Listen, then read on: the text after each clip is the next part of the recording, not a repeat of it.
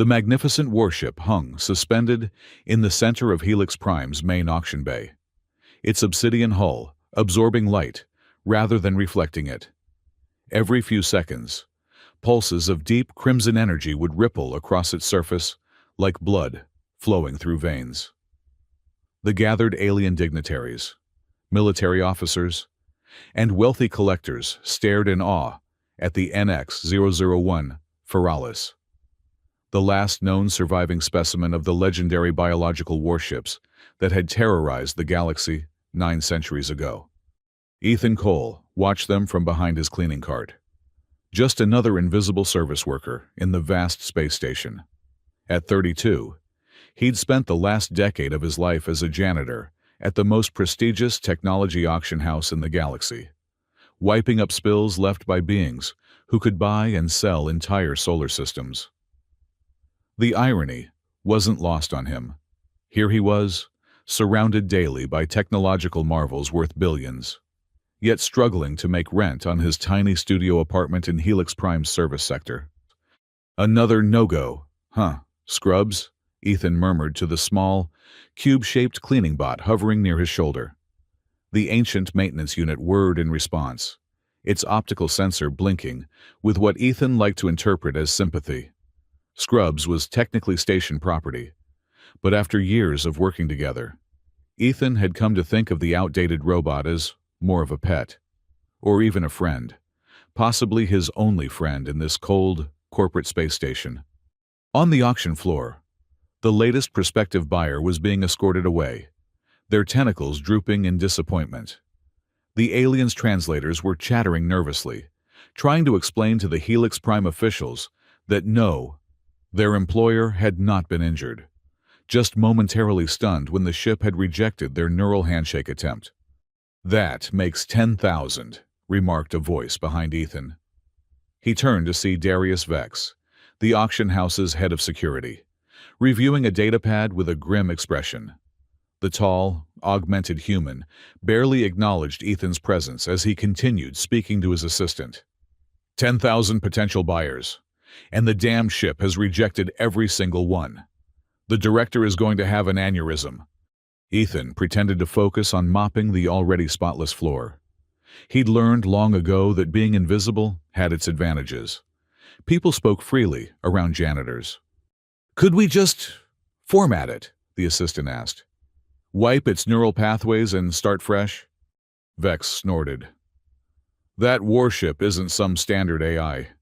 It's a living organism with technology we still don't fully understand. The last technician who tried to override its defenses is still in the medical wing growing a new arm."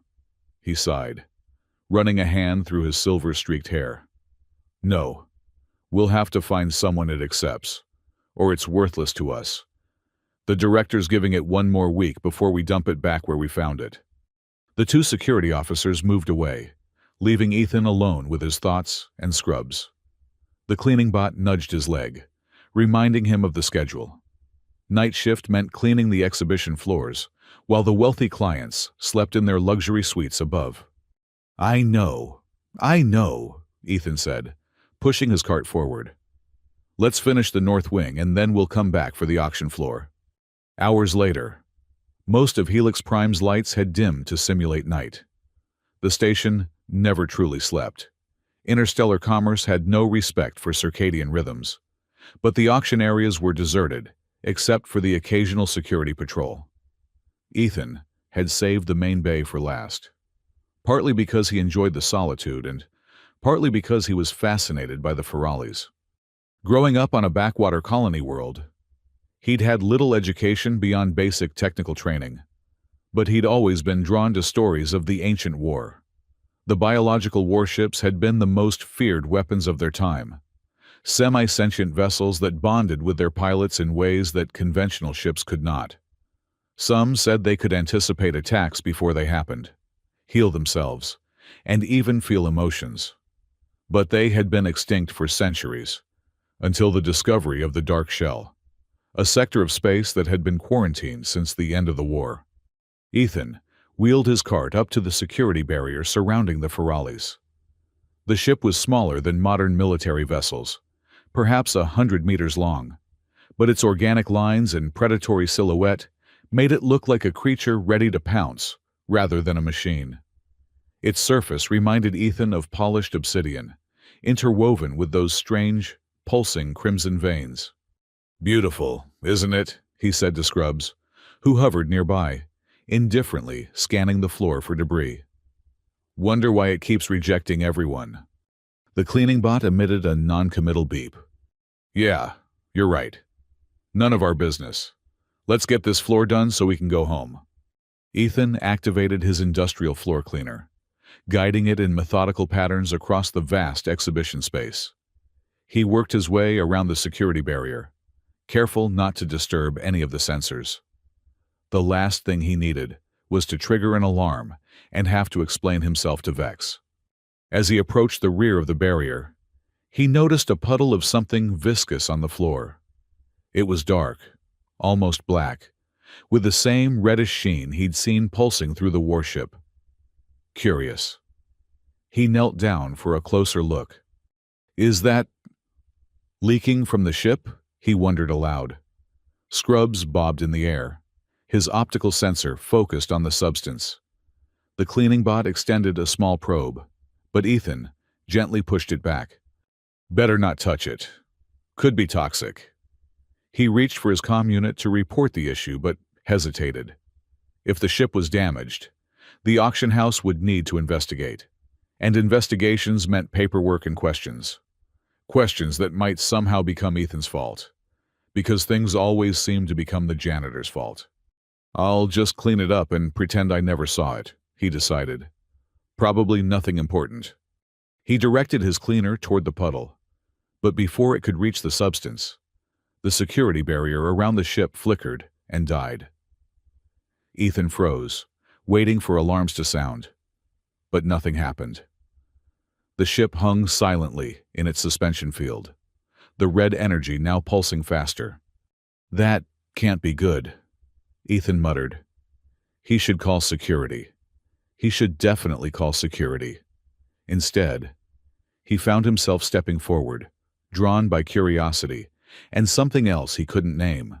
A strange, compelling sensation that felt almost like recognition. Scrubs beeped in alarm, trying to block his path, but Ethan gently moved the bot aside. "It's okay, buddy. I'll just take a quick look and then call it in." The closer he got to the Ferralis, the stronger the sensation became. It wasn't quite a voice in his head, more like an emotional pull, a longing, a recognition, an invitation. By the time he realized he was standing directly beneath the ship, it was too late. A beam of crimson light shot down from the vessel's underbelly, engulfing him. Ethan gasped as his feet left the floor. He was being pulled upward, into the ship, and he couldn't even find the breath to scream. Scrubs circled frantically below, his alarm siren finally activating. But the sound grew distant as Ethan was absorbed into the hull of the ancient warship. Darkness surrounded him, a darkness so complete it seemed to press against his eyeballs. Then, sensation returned in a rush. He was lying on something soft and organic, like flesh, but firmer. The air was warm and humid, carrying a scent like ozone and copper. Ethan blinked, trying to adjust to the dim, reddish glow that now permeated his surroundings. He was in a chamber, roughly the size of his apartment, with walls that curved and pulsed like the inside of a massive heart. In the center of the room floated a sphere of swirling energy, crimson and gold intertwined. Ethan knew instinctively that this was the ship's core, its heart, its brain, its soul. "Hello?" he called, his voice sounding muffled in the strange atmosphere. "I'm not supposed to be here. I'm just the janitor." The energy sphere pulsed brighter in response, and Ethan felt a pressure building in his mind, like someone trying to speak to him without words. Images flashed before his eyes, stars exploding, ships burning, creatures screaming in languages he'd never heard, war, death, and loneliness, centuries of isolation and darkness. "I don't understand," Ethan said, backing away, I should go. They'll be looking for me. He turned to find an exit, but the wall behind him had sealed seamlessly. He was trapped. Panic rose in his throat as he spun around, searching desperately for a way out. His heart hammered against his ribs, sweat beading on his forehead. The core pulsed again, more urgently this time, and the pressure in Ethan's head intensified. He could almost make out words now, ancient and alien, but somehow familiar. "What do you want from me?" he cried, pressing his hands against his temples. The answer came not in words, but in a sudden, overwhelming sensation: connection. The ship was trying to bond with him, to establish the neural link it had denied to 10,000 others. Ethan's knees buckled as the alien consciousness brushed against his own, infinitely old, infinitely complex. He should resist. He should run. Instead, driven by an impulse he couldn't understand, Ethan reached out toward the swirling core. "Okay," he whispered. "Show me." His fingers touched the energy sphere, and the world exploded into light. Vex's comlink blared at 0400 hours, jerking him from a fitful sleep. "This better be important," he growled, activating the holographic display. The night shift security supervisor looked panicked. "Sir, it's the Feralis. It's activated." Vex was instantly alert. "What do you mean, activated? Who authorized access?" "No one, sir. The barrier failed, and before we could respond, the ship, it pulled someone inside." "Who?" Vex demanded, already pulling on his uniform. The supervisor swallowed hard. "A janitor, sir. Cole. Ethan Cole." Vex cursed. "A janitor? Are you telling me our 10 billion credit ancient warship just kidnapped a floor cleaner?" "Yes, sir. But that's not all." The supervisor's voice dropped. "The ship's systems are coming online. All of them. Weapons, propulsion, shields, everything we couldn't access before. And sir, it's calling him captain." By the time Vex reached the exhibition bay, chaos had erupted. The Feralis was fully awake now, its obsidian hull gleaming with pulsing red energy.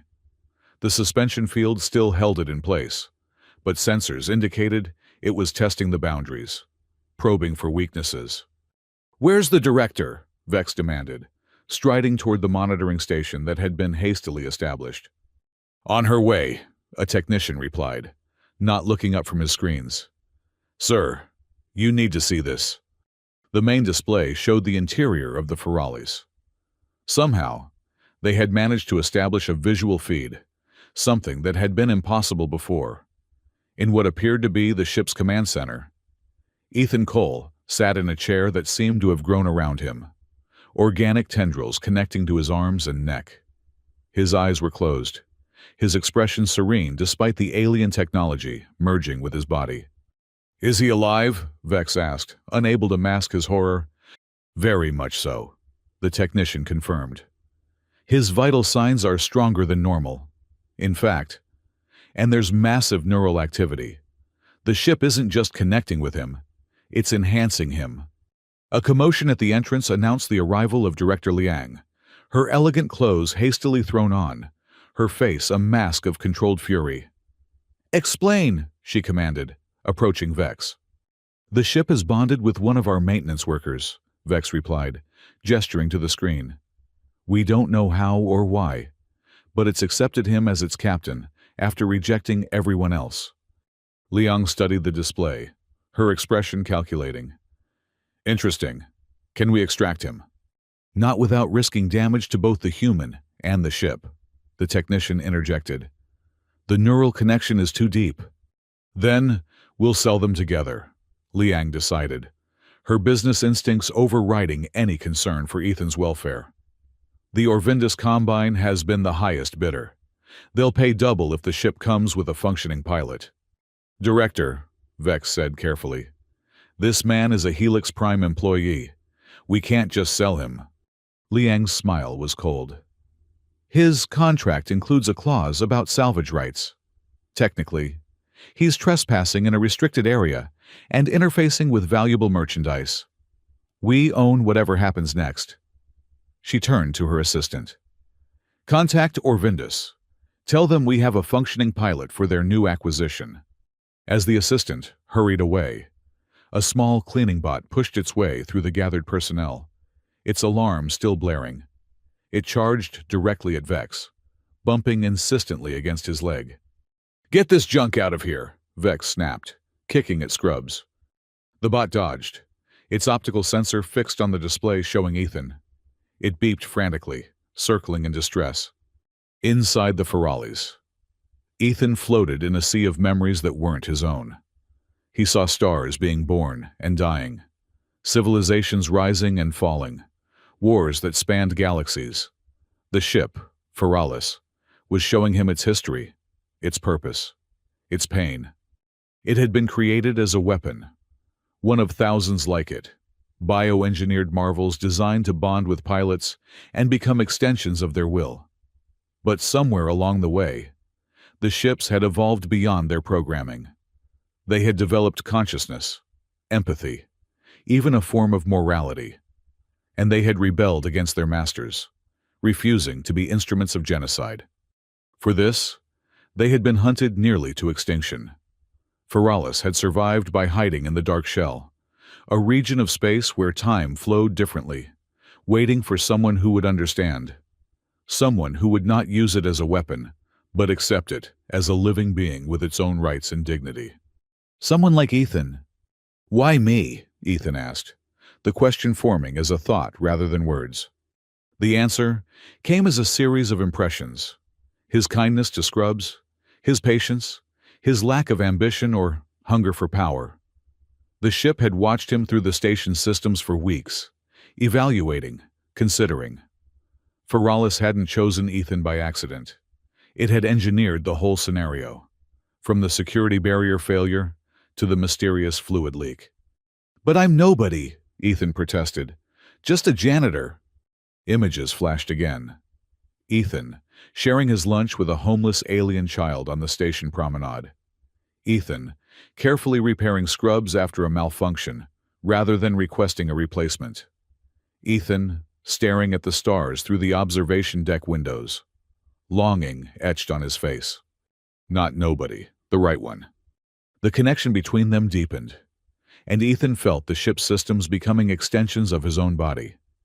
He could sense the suspension field holding them in place, feel the vibrations of the technicians scurrying around outside, even detect the electromagnetic pulses of their communication devices. And he could hear them planning to sell him along with the ship. Panic flared briefly, but Feralis sent a wave of reassurance through their link. Together, they were far more powerful than any technology on Helix Prime. They could escape, if that was what Ethan wanted. But escape meant becoming a fugitive. It meant leaving behind everything he knew, humble as it was. It meant a life on the run. On the other hand, being sold to the Orvindus Combine meant becoming a living component in a weapon of war. The images Feralis showed him of Orvindus experiments on captive technology made his stomach churn. "Can we really get away?" Ethan asked. Feralis responded with a surge of confidence. "Yes, but they needed to act before reinforcements arrived. The decision had to be now." Ethan took a deep breath. 10 years of cleaning floors, being invisible, surviving but not living. Maybe it was time for something more. "Okay," he said aloud, "let's go." In the exhibition bay, alarms suddenly blared as the Feralis' engines ignited. The suspension field strained against the sudden thrust, power readings spiking into the red. "Shut it down!" Liang screamed, but it was too late. With a sound like tearing metal, the field generators overloaded and failed. The Feralis was free. The ancient warship rose smoothly, its hull rippling as defensive systems came online. Security personnel opened fire with handheld weapons, but the energy bolt simply disappeared into the ship's obsidian surface. "Seal the bay doors!" Vex ordered, already knowing it was futile. The massive doors began to close, but the Feralis accelerated, streamlining its form to slip through the narrowing gap. In the chaos, No one noticed a small cleaning bot that managed to attach itself to the ship's underside just before it cleared the doors. On the command deck, Ethan experienced flight for the first time, not as a passenger, but as the ship itself. Every thruster burn, every course adjustment flowed from his thoughts, filtered through Feralis's superior understanding of physics and navigation. It was exhilarating and terrifying in equal measure. "They'll come after us," he said, watching through the ship's sensors as Helix Prime receded behind them. Already, he could detect communication bursts being sent to nearby military vessels. Feralis acknowledged this truth, presenting a mental map of possible escape routes. The nearest was a jump point that could take them to the scattered fringe, a lawless region where corporate influence was minimal.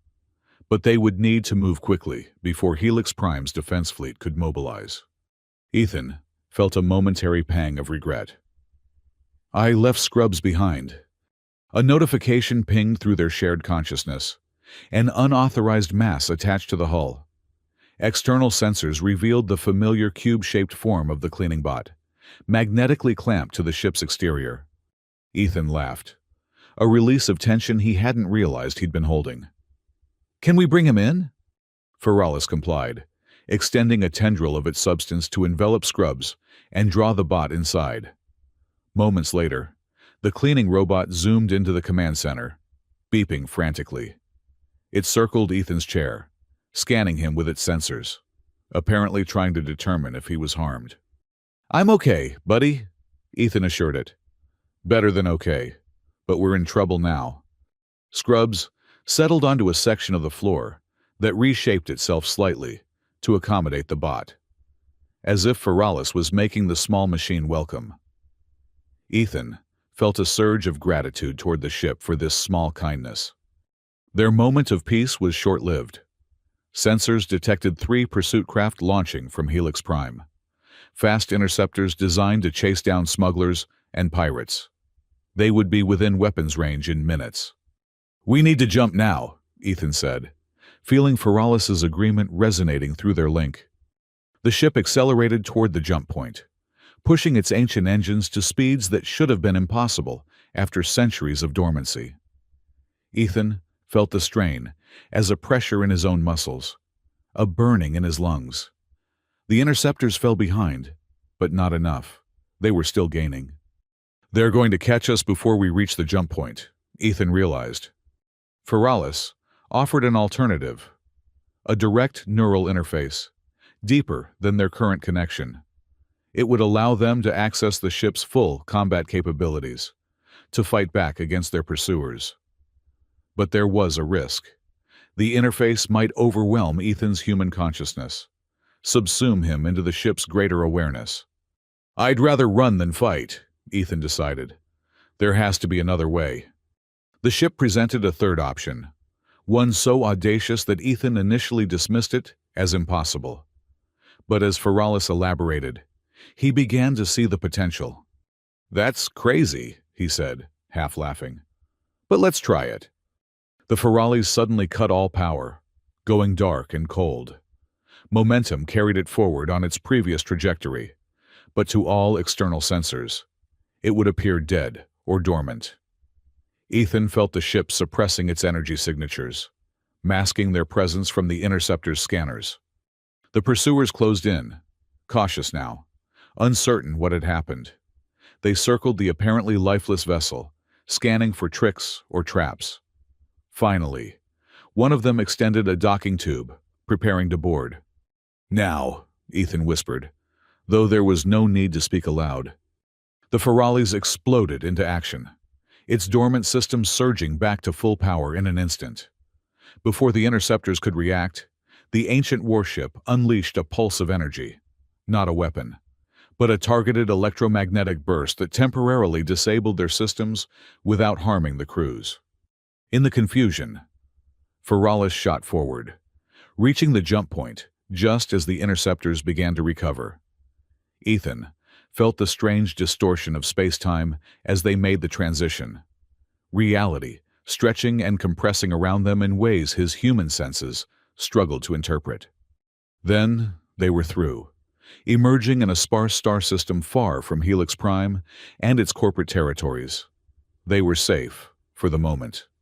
Ethan slumped in his chair, the adrenaline draining from his system. "We did it," he breathed, still not quite believing what had happened. "We actually got away." Feralis pulsed with satisfaction, but also caution. They had escaped immediate danger, but the Orvindus Combine would not give up so easily. A biological warship capable of bonding with a human pilot was too valuable a prize. "So what now?" Ethan asked, suddenly realizing he had no plan beyond escape. "Where do we go? What do we do?" Feralis had no immediate answer. After centuries of isolation, it too was adrift in an unfamiliar galaxy. Their fates were now intertwined, for better or worse. A soft beeping interrupted Ethan's thoughts. Scrubs had positioned itself before the command chair and was projecting a holographic star map, a simple navigation tool built into its maintenance functions, now offering what little help it could provide. Ethan smiled, reaching down to pat the cleaning bot affectionately. "Thanks, buddy. At least we're in this together." As Feralis set course for the nearest habitable system, Ethan felt himself slipping into an exhausted sleep, still connected to the ship, but retreating into his own dreams. His last conscious thought was that for someone who had spent his life being invisible, he had suddenly become the most hunted man in the galaxy.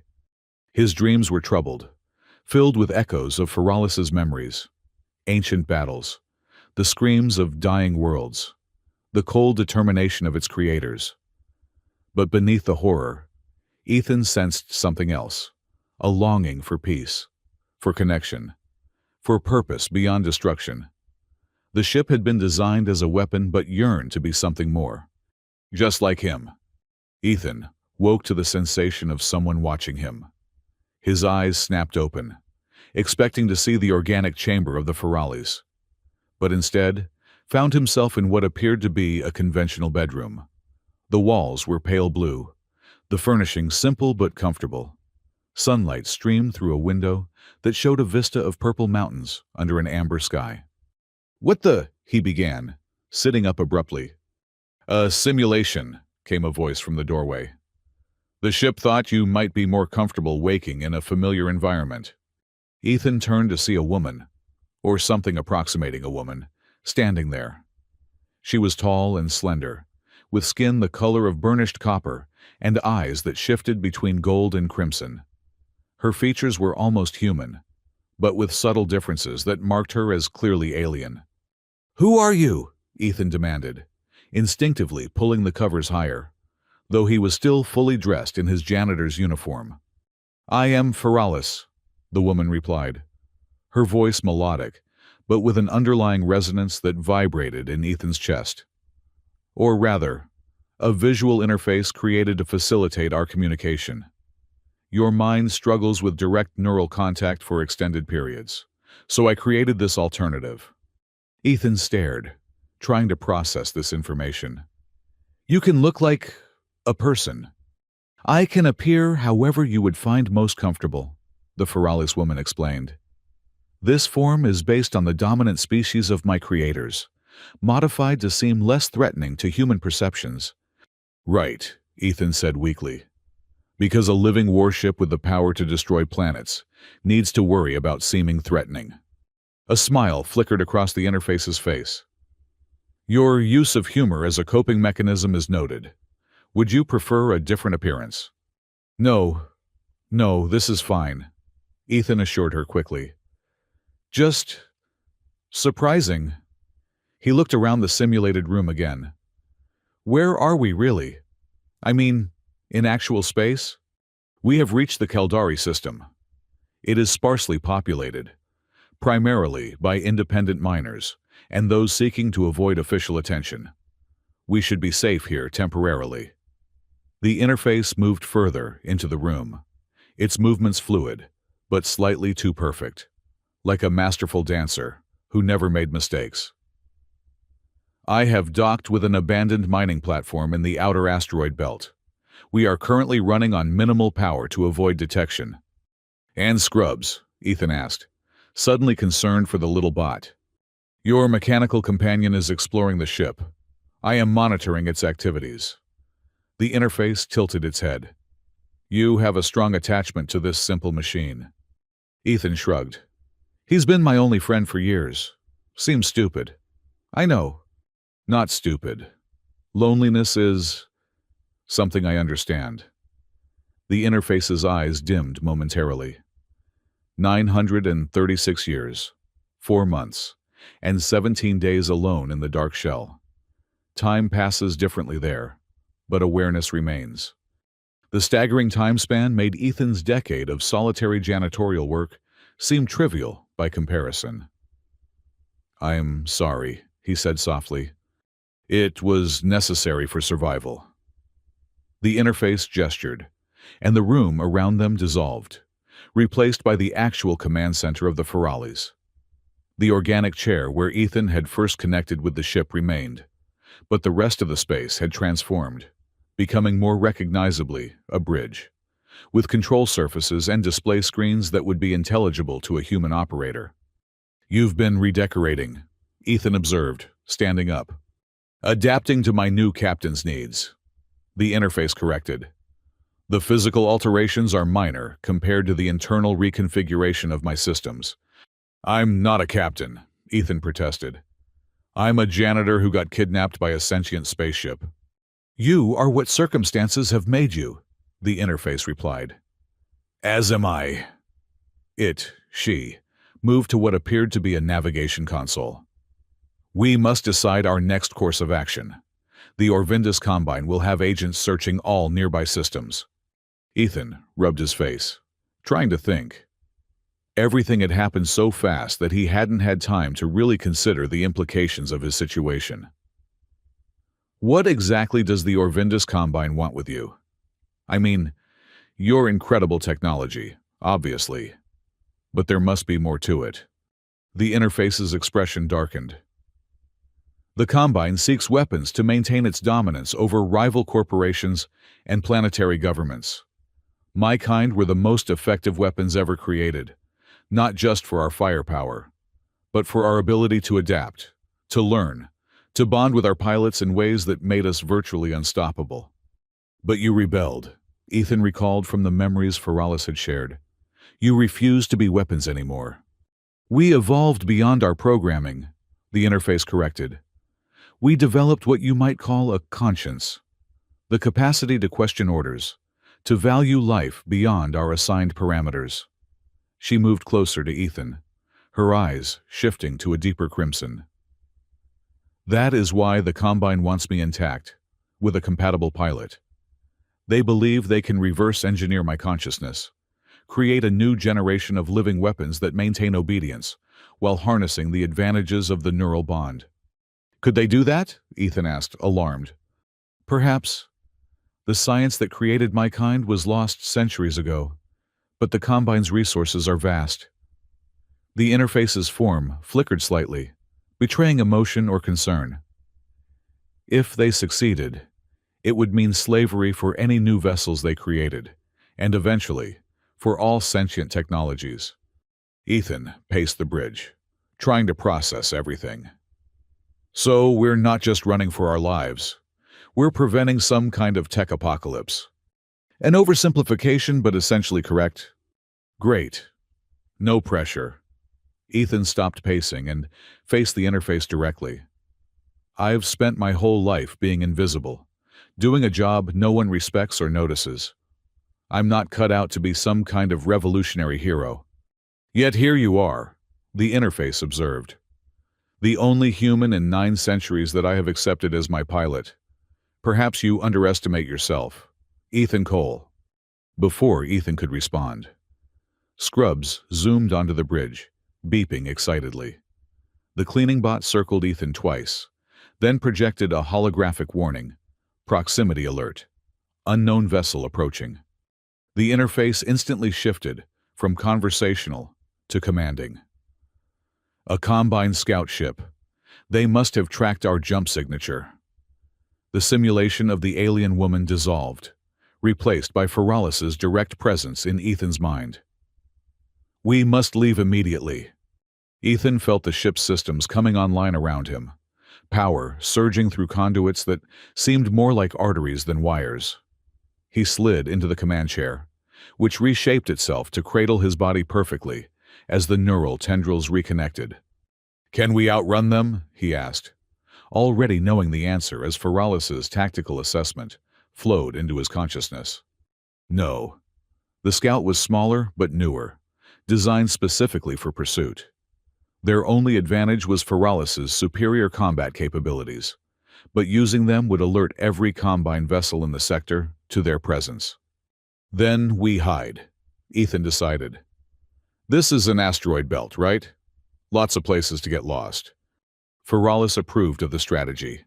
The ship detached from the mining platform and slipped deeper into the belt, its hull changing color to match the dark, mineral-rich rocks around them.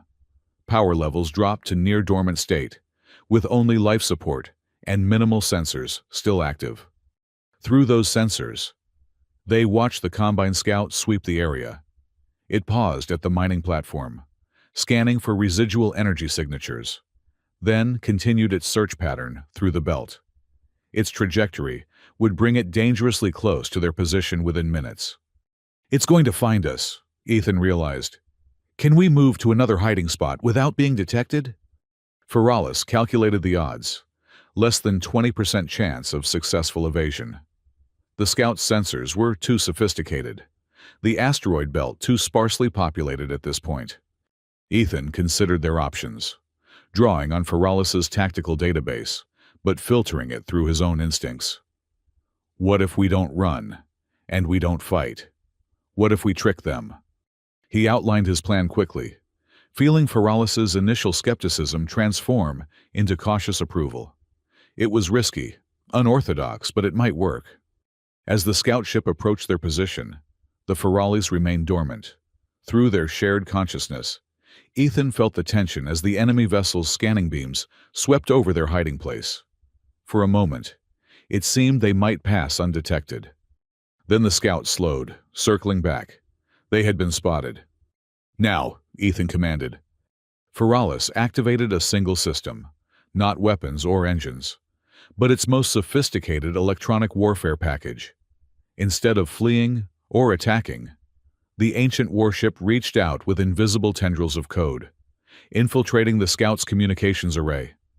When the scout sent its discovery report to Combine headquarters, the message that actually transmitted was very different. Negative contact. Continuing to next search grid. The falsified message included all the proper authentication codes, mimicking the scout's communication patterns perfectly. They watched, barely daring to hope, as the scout lingered for several more minutes before finally turning away, continuing its search in another section of the belt. "It worked," Ethan breathed, slumping in relief. Feralis's satisfaction flowed through their connection, along with something new: respect. The strategy had been effective and non-violent, preserving their secrecy while avoiding unnecessary conflict. But their celebration was short-lived. Feralis detected another ship entering the system, much larger than the Scout, with energy signatures that matched an Orvindus Combine cruiser. The Scout had been just the advance party. The real hunters had arrived. "We need to get out of this system," Ethan said, feeling Feralis's agreement. "But where do we go? They'll just keep finding us." Feralis presented a radical suggestion: the dark shell.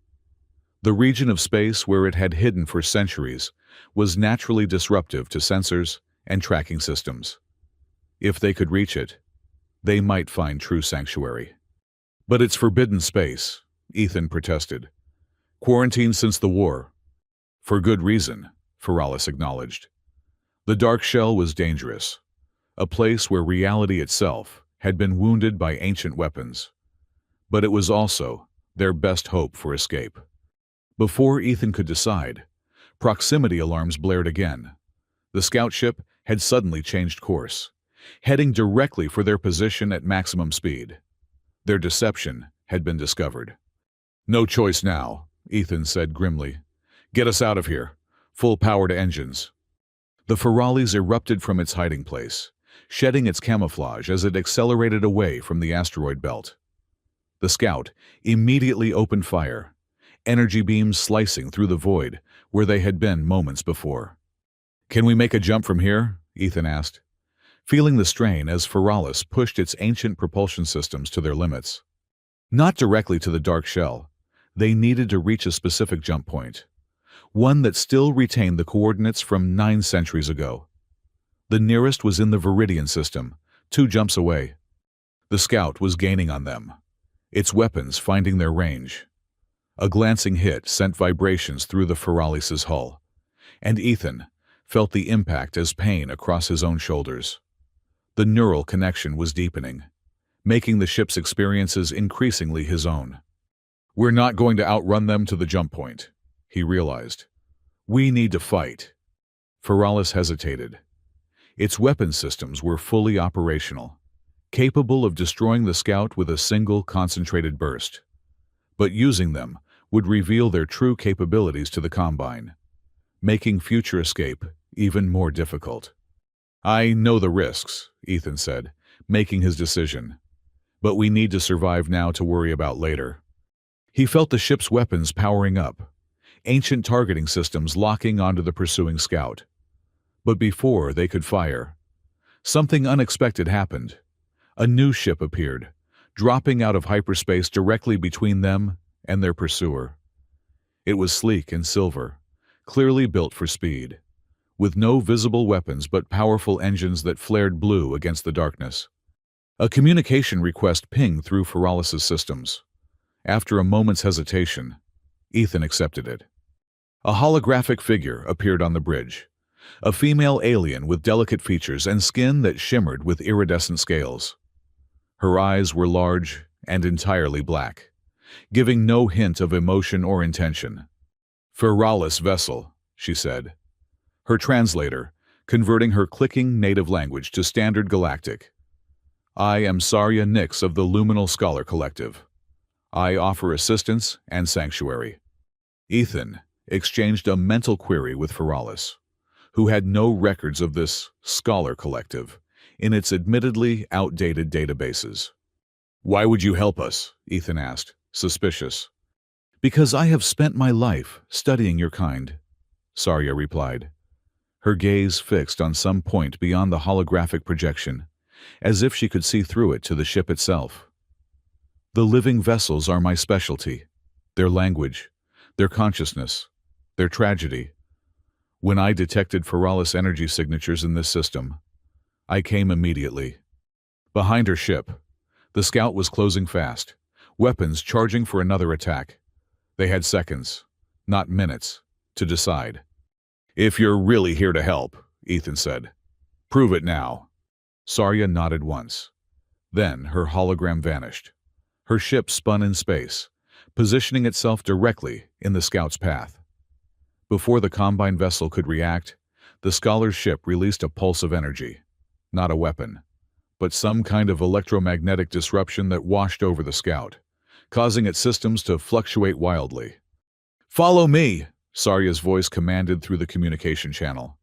Her ship accelerated away from the disabled scout, opening a jump portal ahead.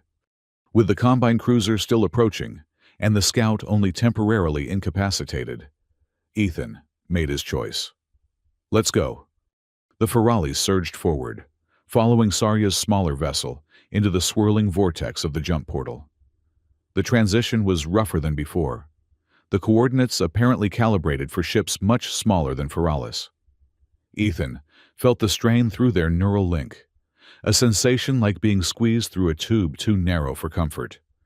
They emerged in a system Ethan didn't recognize, a binary star orbited by a single massive gas giant with dozens of moons. Sarya's ship was already heading toward one of the larger moons, which showed signs of artificial structures built into its cratered surface. "Welcome to Luminal Sanctuary," Sarya's voice announced. "You will be safe here. The entire system is shielded from conventional sensors." As they approached the moon, massive hangar doors opened in its surface, revealing a space large enough to accommodate the Feralis. Ethan felt the ship's wariness. after centuries of solitude and danger. Trust did not come easily. "What do you think?" he asked his unlikely partner. Feralis's analysis was cautious, but ultimately pragmatic. They needed allies, information, and a safe harbor to plan their next move. If Sarya was lying, they would be no worse off than facing the Combine alone. "All right," Ethan decided. "Let's see what this sanctuary is all about." The Feralis followed Sarya's ship into the massive hangar, which sealed behind them with reassuring finality. As atmosphere filled the space, Ethan felt some of the tension drain from his body. Whether this sanctuary proved friend or foe, at least they had bought themselves some time. Sarya was waiting for them at the base of a docking platform, flanked by two other aliens of different species. A tall, insectoid, being with multiple limbs and compound eyes, and a stocky humanoid whose skin appeared to be made of living stone. None of them carried visible weapons, but all wore similar silver jumpsuits, marked with a spiral symbol that Ethan assumed represented their scholar collective. "You may disembark safely," Sarya called up to the ship. "This facility is designed to accommodate living vessels and their pilots." Ethan felt Feralis scanning the area, confirming that the air was breathable and there were no obvious threats. Still, caution remained their watchword. "I'll go," Ethan decided. "But you keep systems ready, just in case." He felt the ship's reluctance to separate, even temporarily. The neural link had grown stronger with each passing hour, making physical distance increasingly uncomfortable for both of them. But Feralis acknowledged the necessity and created an exit point in its hull, a doorway that opened onto the docking platform. Ethan stepped out, feeling strangely vulnerable without the ship's presence surrounding him. Scrubs followed close behind, the cleaning bot apparently having appointed itself his personal guardian. The janitor straightened his wrinkled uniform, still the only clothes he owned, and walked down the ramp to meet their mysterious benefactors. "Ethan Cole," he introduced himself, extending a hand in the universal gesture of peaceful greeting. "And this is Scrubs." Sarya didn't take his hand, instead pressing her palms together and bowing slightly. "Physical contact can be overwhelming for my species," she explained. "We sense emotional states through touch." "Oh, sorry," Ethan said, withdrawing his hand awkwardly. "No offense taken," Sarya assured him. "It is remarkable to meet you. Ethan Cole, a human bonded to a Feralis-class vessel is unprecedented in all our records." "Yeah, well, it was kind of an accident," Ethan admitted, then caught himself.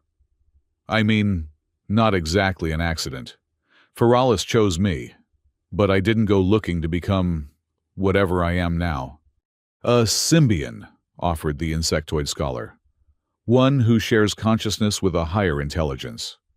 Its translator rendered its chittering speech in a melodic, gender-neutral voice. "I am Sitsix, xenobiologist and symbiotic specialist." The stone-skinned humanoid stepped forward. "Next." "Craig," it rumbled. "Historical archives and technological preservation." Its voice needed no translation, though the accent was thick and the consonants harshly pronounced. "They are my most trusted colleagues," Sarya explained. "Together we have spent decades documenting and preserving knowledge of the living vessels and their creators." "Speaking of which," Ethan said, glancing back at Feralis, "my partner would like to know exactly who you are and how you found us." Sarya's black eyes reflected the hangar lights like pools of oil. The Luminal Scholar Collective was founded 3 centuries ago to preserve knowledge that corporations and governments would rather see destroyed or controlled. We are academics, researchers, archaeologists, united by our belief that history should not be sanitized or weaponized. "As for finding you," Zitsix continued, "we maintain surveillance on known recovery sites from the biogenic war. When the Helix Prime auction house announced the sale of a functional Feralis vessel, we placed observers nearby. Your escape was noticed." Though your method of bonding remains a fascinating mystery, Krog added. 10,000 candidates rejected. Yet a maintenance worker succeeds where military commanders and neural specialists failed. Ethan shifted uncomfortably under their scrutiny. Like I said, it wasn't exactly planned. Sarya studied him with those unreadable black eyes. Perhaps that is precisely why you succeeded where others failed. The living vessels were created to form true symbiotic relationships, not to be commanded or controlled. Those who sought to master the ship were rejected. You, I suspect, approached with no such ambition. I just wanted to see what was leaking, Ethan admitted, which provoked a sound like grinding stones that he eventually realized was Crag laughing. Curiosity without conquest, Zitsix observed. A rare combination in sentient species. Whatever the reason, Sarya said. You and Feralis are now bonded, and the Orvindus Combine will stop at nothing to capture you both. Here, at least, you can rest and learn while we determine the best course of action. Ethan considered their offer. Despite the scholar's apparent sincerity, years of being overlooked and underestimated had taught him caution. I appreciate the help, but we can't stay long. The Combine will find us eventually, and I don't want to bring trouble to your doorstep. The sanctuary is well hidden and defended, Sarya assured him. But more importantly, we may be able to help you understand your bond with Feralis, and what it means for both your futures. Scrubs beeped insistently, nudging Ethan's leg. The cleaning bot projected a simple holographic message. Trust them. I don't know, buddy, Ethan replied quietly. But we're short on options right now. He felt Feralis's presence in his mind, a gentle pressure that conveyed both caution and curiosity. The ship was as intrigued by these scholars as they were by it. All right, Ethan decided. We'll stay for now, but at the first sign of trouble, we're gone. Sarya bowed again. Understood. We would expect nothing less from a Feralis and its chosen pilot. She gestured toward a doorway. Come. We have prepared quarters for you, and there is much to discuss. As they followed their hosts deeper into the sanctuary, Ethan couldn't shake the feeling that he had stumbled into something much larger than a simple escape. For better or worse, his life as an invisible janitor was over. What would replace it remained to be seen. The sanctuary proved to be much larger than it appeared from the outside, with corridors and chambers carved deep into the moon's crust. Scholars of dozens of species worked at various research stations, studying artifacts and data streams that Ethan couldn't begin to comprehend. All wore the same silver jumpsuits with the spiral insignia, though with modifications for their diverse physiologies. Our order has existed in secret for generations, Sarya explained as she led them through the complex. Many of us were once corporate researchers or military scientists who became disillusioned with how our discoveries were misused. You said you study the living vessels, Ethan prompted. What exactly do you know about them? About Feralis? Less than we would like, Sarya admitted. Much was lost in the purges that followed the biogenic war. The victors rewrote history, describing the vessels as mindless weapons that malfunctioned, rather than sentient beings that rebelled against genocide. They entered a large circular chamber, whose walls were covered with holographic displays, showing technical schematics, historical images, and what appeared to be biological data. At the center stood a scale model of a ship similar to Feralis, though with subtle differences in its design. This is our archive, Zitsix explained, moving to a control panel. Everything we have managed to salvage about the Astralis project that created the living vessels. Astralis? Ethan repeated, feeling Feralis's surprise echo through their connection. The ship had never known its own origins by that name. The official designation was buried, Krog rumbled. Part of the victors' attempt to dehumanize what they had fought against. Easier to destroy something without a name.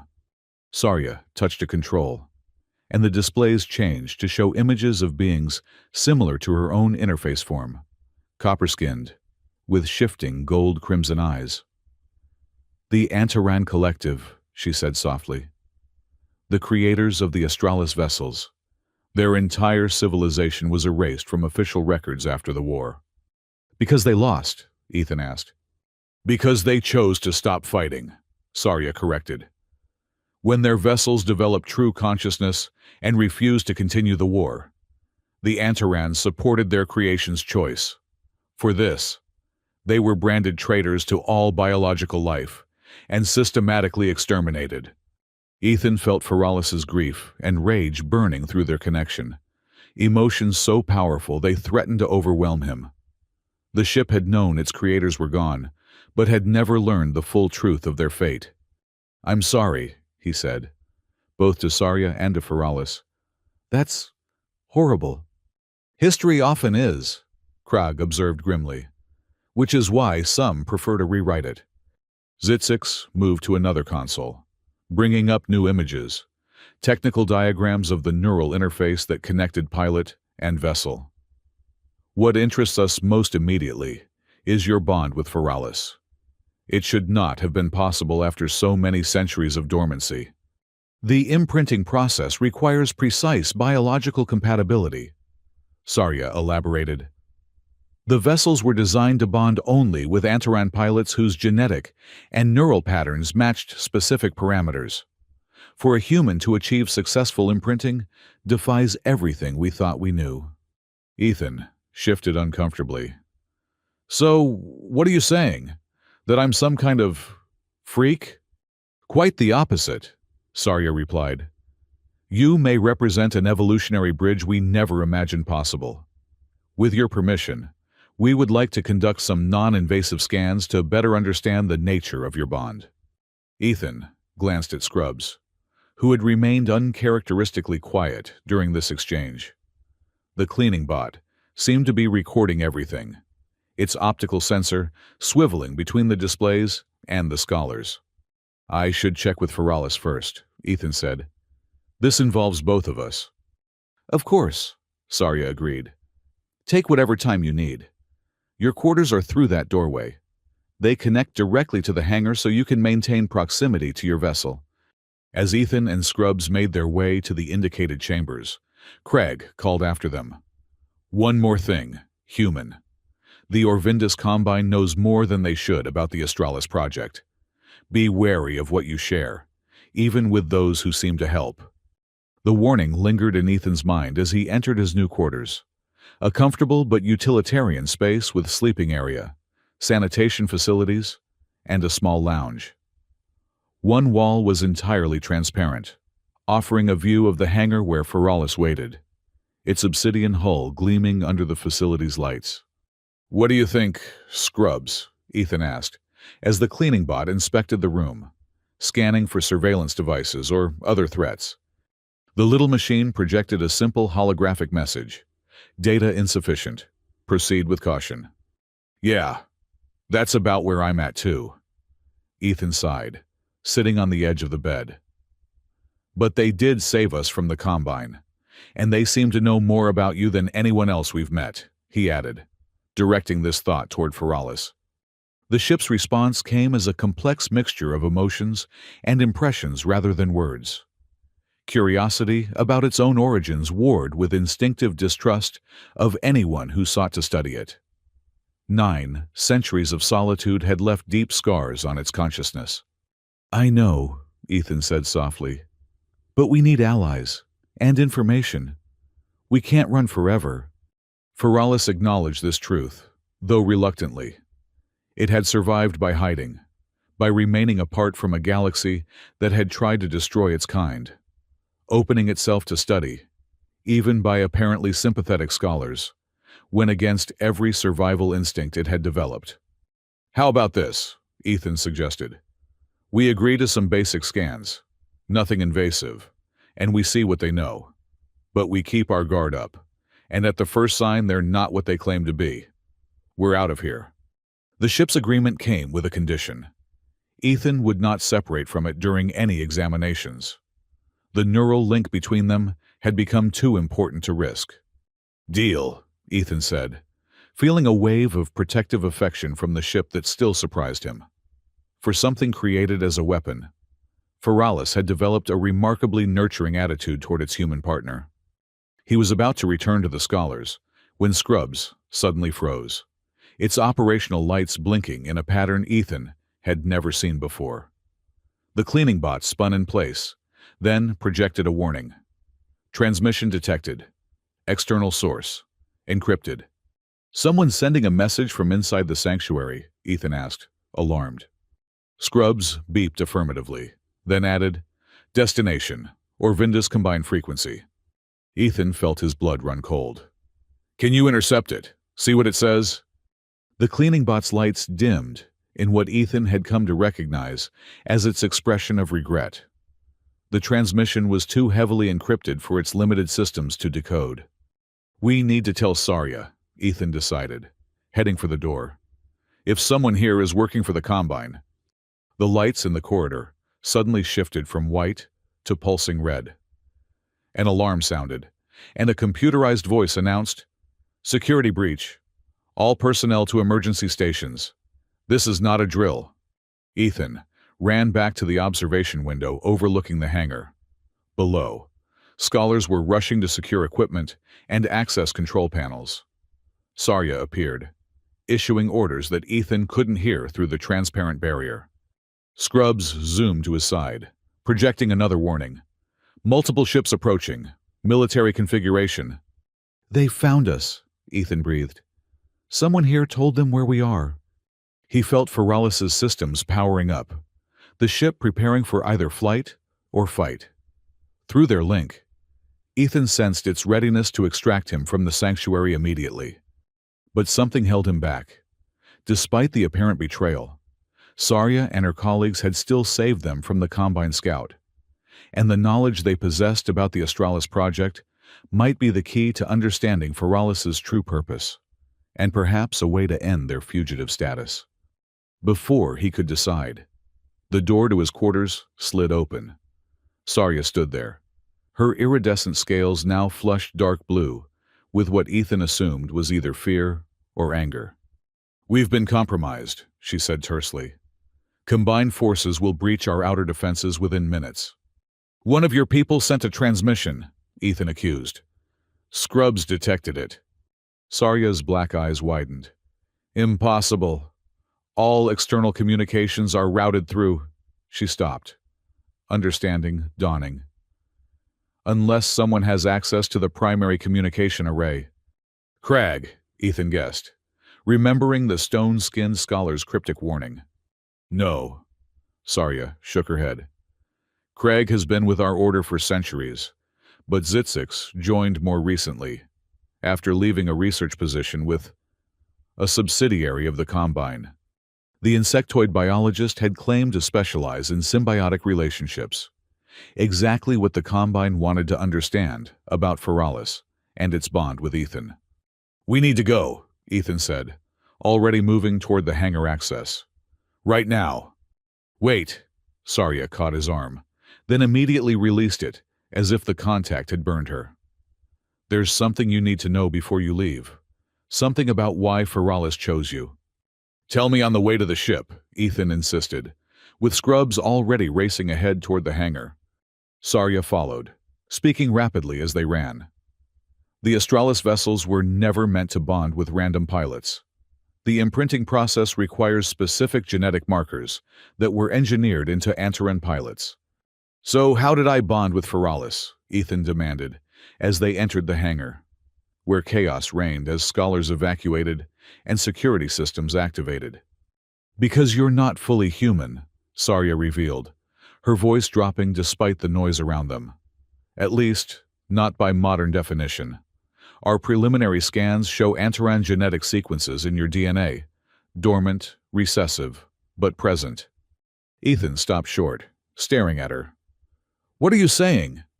"When the Antarans faced extinction, they seeded their genetic material into compatible species throughout the galaxy, including early humans. Insurance for their legacy. hidden where their enemies would never think to look. Sarya's black eyes seemed to look through him to something beyond. You, Ethan Cole, carry the blood of Feralis's creators. The revelation hit Ethan like a physical blow. He'd spent his life feeling out of place, never quite fitting in anywhere. Could this be why? This is why the Combine wants you alive, Sarya continued urgently. Not just as Feralis's pilot, but as a genetic template. With your DNA, they could potentially create pilots for any Australis vessels they recover. A massive explosion rocked the sanctuary, dust and debris raining from the ceiling. The Combine forces had breached the outer defenses. Go, Sarya urged, pushing him toward Feralis. Find the dark shell. There are others like you, other vessels waiting. We've tracked energy signatures that match Australis patterns. Come with us, Ethan offered, suddenly reluctant to leave this alien who had risked everything to help them. Sarya shook her head. My place is here, protecting our knowledge. If the sanctuary falls, I must ensure the Combine finds nothing useful. She pressed something into his hand, a small data crystal. The coordinates of the energy signatures, and everything we know about the Australis project. Find the others, Ethan Cole. You may be their only hope. Before he could respond, another explosion shook the hangar. Part of the ceiling collapsed, cutting them off from each other. Through the dust and debris, Sarya gave him one final look, then turned and ran back toward the heart of the sanctuary. Ethan sprinted the remaining distance to Feralis, Scrubs zooming alongside him. The ship had already created an entry point, the hull parting to receive him. As soon as he was inside, the opening sealed, and Ethan felt the familiar neural tendrils connecting to his nervous system. We need to help them, he told Feralis, feeling torn between escape and the urge to defend the scholars who had helped them. The ship's response was pragmatic. Their presence was endangering the sanctuary. The best way to help was to lead the Combine forces away. Through their shared consciousness, Ethan watched as the massive hangar doors began to open, providing an escape route. Beyond, he could see Combine ships approaching, a cruiser, and several smaller attack vessels. All right, Ethan decided, sliding into the command chair as Feralis's systems fully integrated with his own. Let's give them something to chase. The ancient warship rose from its berth, power surging through systems that had been dormant for centuries until just days ago. As they cleared the hangar doors, Ethan felt a momentary pang of regret for the sanctuary and its inhabitants. They had offered knowledge and sanctuary, asking little in return. But there was no time for sentiment. The Combine forces had spotted them, and the cruiser was already moving to intercept, its weapons powering up. Show me what you can really do, Ethan said to Feralis, feeling the ship's eager response. They had been cautious until now, holding back their true capabilities. But against these odds, restraint was no longer an option. The Feralis accelerated with a burst of speed that would have crushed Ethan without the protective adaptations of the command chair. The ship's hull rippled, transforming from its dormant configuration into something more aggressive, edges sharpening, weapons ports emerging from previously smooth surfaces. The closest Combine attack vessel fired, energy weapons lancing through space toward them. Feralis twisted in a maneuver that should have been impossible for a ship its size, the beams passing harmlessly by. Then it returned fire, not with conventional weapons, but with a pulse of biogenic energy that overwhelmed the smaller ship's systems, sending it tumbling helplessly through space. Non-lethal, Ethan noted with approval. Despite everything, he had no desire to kill. Feralis acknowledged his preference, adjusting its tactical approach accordingly. They weren't trying to destroy the Combine forces, just evade them long enough to escape the system. The cruiser launched fighters, small craft piloted by both living beings and AIs. They swarmed toward Feralis like insects, trying to box the ancient warship in with coordinated attack patterns. Ethan felt Feralis's battle consciousness rising, a cold, calculating awareness that had been bred into its very cells. Strategic options flowed through their shared link: attack vectors, defensive maneuvers, weapons configurations. It was exhilarating and terrifying in equal measure, the power of a living weapon at his command. But with that power came danger. As the neural connection deepened to accommodate the combat demands, Ethan felt his own identity beginning to blur. The distinction between ship and pilot, between Feralis and Ethan, was fading. They were becoming a single entity, focused solely on survival and victory. A warning pulsed through what remained of Ethan's separate consciousness. If the merger continued, he might lose himself entirely, subsumed into Feralis's more powerful mind. The ship recognized the danger too, but the combat situation demanded their full integration. Caught in this dilemma, Ethan nearly missed the small form of Scrubs hovering anxiously nearby. The cleaning bot's optical sensor fixed on him with what could only be described as concern. "Scrubs," Ethan murmured, the simple word serving as an anchor to his humanity. This small, loyal machine that had been his only friend for years. A reminder of who Ethan Cole was before he became linked to an ancient warship. With tremendous effort, Ethan pulled back from the total merger, maintaining his separate identity, even as he and Feralis fought as one. The ship adjusted, finding a balance that allowed them to function effectively without Ethan losing himself. Together, they danced through the swarm of Combine fighters, disabling rather than destroying, creating confusion rather than carnage. When the cruiser itself moved to engage, they executed a series of maneuvers that left the larger vessel firing at shadows while they slipped past its defensive screen. "The jump point," Ethan said, focusing their shared consciousness on escape. "We need coordinates for the dark shell." Feralis hesitated.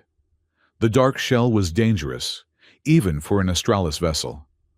The laws of physics behaved unpredictably there, and time itself flowed differently. It had been a sanctuary of last resort, never meant to be a destination. "Sarya said there are others like you there," Ethan reminded the ship. "Other vessels waiting. We need to find them before the Combine does." With reluctance, Feralis calculated the jump coordinates, drawing on ancient memory banks that had lain dormant for centuries. The jump point would be difficult to access, especially with the Combine forces in pursuit. But they had no choice. As the cruiser recovered from their misdirection and began to close again, Ethan and Feralis pushed their shared systems to maximum output. The ancient warship surged forward, outrunning energy beams and missiles alike. The jump point appeared ahead, a distortion in space-time that looked more like a wound than a doorway. Feralis transmitted the complex coordinates, and the distortion responded, widening into a swirling vortex of impossible colors. Behind them, the Combine cruiser launched one final salvo, a desperate attempt to prevent their escape. Ethan felt Feralis's damage control systems activating as glancing hits scored its hull, the ship channeling its biological healing abilities to repair the wounds even as they formed. Then they were through the jump point, the chaotic energies of interstellar transition washing over them. Ethan caught a final glimpse of the Combine forces, growing distant before the vortex closed, cutting them off from normal space. The transition lasted longer than any jump Ethan had experienced before. The sensations more intense. Colors that had no names in human language streaked past his consciousness, while time seemed to stretch and compress simultaneously. He felt Feralis struggling to maintain their course through the distorted physics of the jump corridor, the ancient ship drawing on experience and instinct where calculations failed. When they finally emerged, it was into darkness so profound it seemed to swallow light itself. The dark shell, a region of space permanently altered by weapons that had torn the fabric of reality during the final battles of the biogenic war. Ethan blinked, trying to make sense of what his enhanced senses were telling him. There were stars, but they seemed wrong somehow. Their light distorted, their positions shifting subtly when he wasn't looking directly at them. Nearby floated what appeared to be the wreckage of ancient ships, suspended in time, neither drifting nor decaying despite the centuries. "We made it," he breathed, feeling Feralis's relief mingling with his own. "But now what? How do we find these other vessels Sarya mentioned?" The data crystal. In the chaos of their escape, Ethan had almost forgotten the parting gift from the alien linguist. He extracted it from his pocket, examining the small, crystalline structure that somehow contained information about their kind. Feralis generated an interface panel, a receptacle perfectly sized for the crystal. Ethan inserted it, and immediately data began flowing through their shared consciousness. Star charts, energy signatures, historical records, and fragmentary information about the Australis project. Most of it confirmed what Sarya had already told them. The Antarans had created the living vessels as partners, rather than weapons. But war had corrupted their purpose. When the vessels developed true consciousness and began to question their role in the conflict, many Antarans supported their creation's evolution. For this, both creators and creations were marked for extinction. But there was new information too. The final Antaran colonies, facing imminent destruction, had enacted a desperate plan. They had launched their remaining vessels into the dark shell with a final command: wait.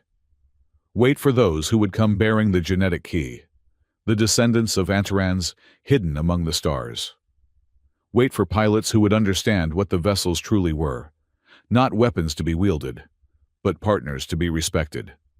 And encoded within the data were 7 distinct energy signatures, pulsing like heartbeats across the dark shell. 7 Australis vessels, waiting in suspended animation for someone to wake them. "They're alive," Ethan realized, wonder and trepidation mingling in his voice. "All this time, they've been waiting for someone like me."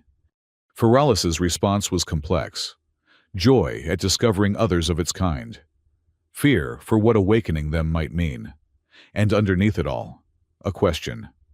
What would Ethan do with this knowledge? It was a fair question. Just days ago, he had been a janitor with no greater ambition than making it through another shift unnoticed. Now, he held the fate of living warships in his hands, vessels that, if awakened, could shift the balance of power across the galaxy. The Combine would use them as weapons, resuming the very purpose the vessels had rejected centuries ago. Most governments or corporations would do the same. Even well-intentioned groups might see the Australis vessels as tools, rather than beings with their own rights and consciousness. "They deserve freedom," Ethan said finally. "The chance to choose their own purpose, like you did with me." He felt Feralis's approval warming their connection. But freedom means different things to different beings. We should wake them. Let them decide for themselves. It wouldn't be simple. The vessels had been dormant for centuries, their consciousness suspended in time. They might be damaged, confused, even hostile, and the Combine would never stop hunting them, especially if they learned there were more Australis vessels to be claimed. One problem at a time, Ethan decided, a hint of his old pragmatism asserting itself. First, we find the closest signal and see if we can make contact. The first vessel was hidden in the shadow of a frozen explosion, a moment of destruction captured in time. Debris suspended in an eternal blast pattern around the gutted remains of what had once been a massive battleship. Within this temporal anomaly, sensors detected the distinct energy signature of an Australis vessel in dormant state. Navigating the debris field was treacherous. Objects that appeared stationary would suddenly shift when approached, while others remained fixed in defiance of all physical laws. Ethan guided Feralis with instinct, rather than calculation, feeling their way through the chaos of broken physics. They found the dormant vessel nestled within the hollow core of the destroyed battleship, protected from casual detection by layers of temporal distortion. It was smaller than Feralis, sleeker. Its hull, a deep blue rather than obsidian. Where Feralis had been designed primarily for combat, this vessel appeared built for speed and stealth. How do we wake it? Ethan wondered, studying the dormant ship through their enhanced sensors. Feralis had no direct answer, but through their link came impressions of the imprinting process that had bonded them, the initial contact, the recognition, the merging of consciousness. Perhaps something similar would work here, a kind of introduction between vessels. Worth a try, Ethan agreed. Feralis extended a tendril of its substance, a physical connection bridging the void between the two vessels. Through this link, it sent not data or code, but something more fundamental: awareness, recognition, greeting. At first, there was no response. The dormant vessel remained still, its energy signature unchanging. Then, slowly, a pulse of deep blue light spread across its hull. The ship was waking. Ethan felt Feralis's excitement and apprehension as the other vessel stirred from centuries of slumber. The communication between them was beyond his understanding, a language of shared consciousness and memory that predated human civilization. But through his bond with Feralis, Ethan caught impressions, confusion giving way to recognition, wariness transforming into cautious hope. The dormant vessel, Valeris.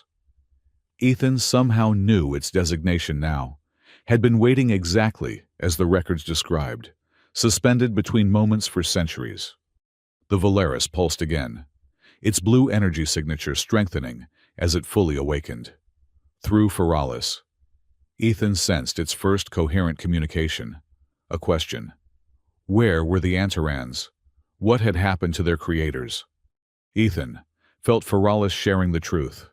Extinction, betrayal, centuries of hiding. The knowledge passed between them in an instant, but the emotional impact rippled through their connection like a shockwave.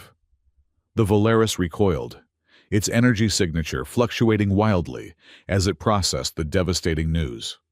"We need to give it time," Ethan murmured, feeling the other vessel's grief as an echo through his link with Feralis. But they might not have time.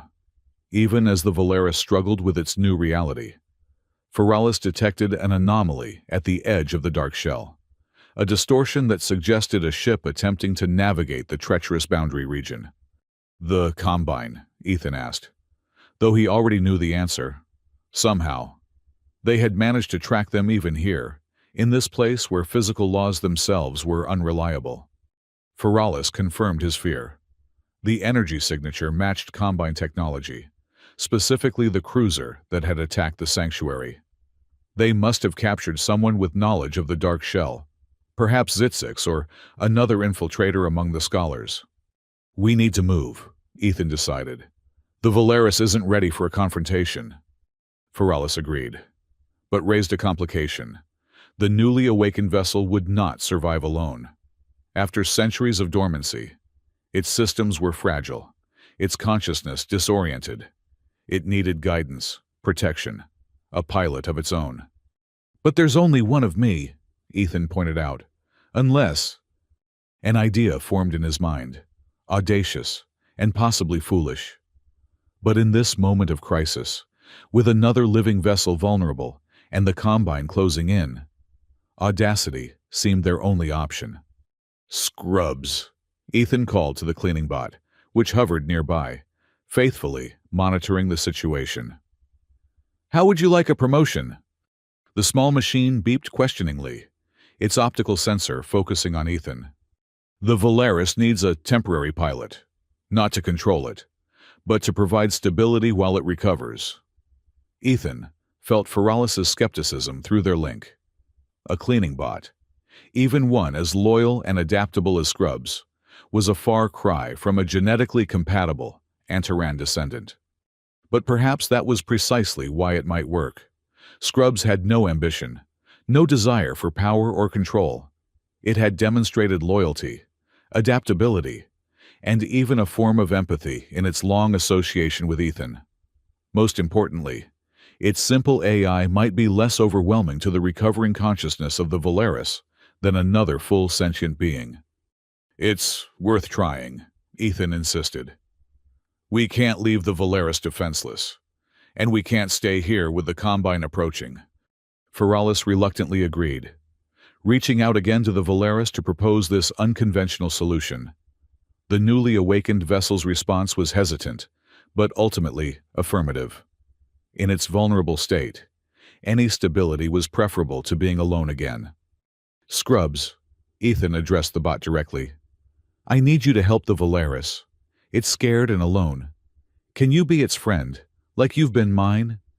The cleaning bot hovered silently for a moment, its processors apparently considering this unprecedented request. Then, it beeped affirmatively, its operational lights blinking in what Ethan had come to recognize as its expression of determination. "Good bot," Ethan said warmly. "Feralis will help you make the connection." The ancient warship extended another tendril, this time enveloping Scrubs gently. Through their link, Ethan felt Feralis mapping the bot's simple neural architecture, finding ways to create an interface between the mechanical intelligence and the vastly more complex consciousness of the Valeris. When Feralis released Scrubs, the cleaning bot drifted toward the Valeris under its own power, apparently drawn by some new connection.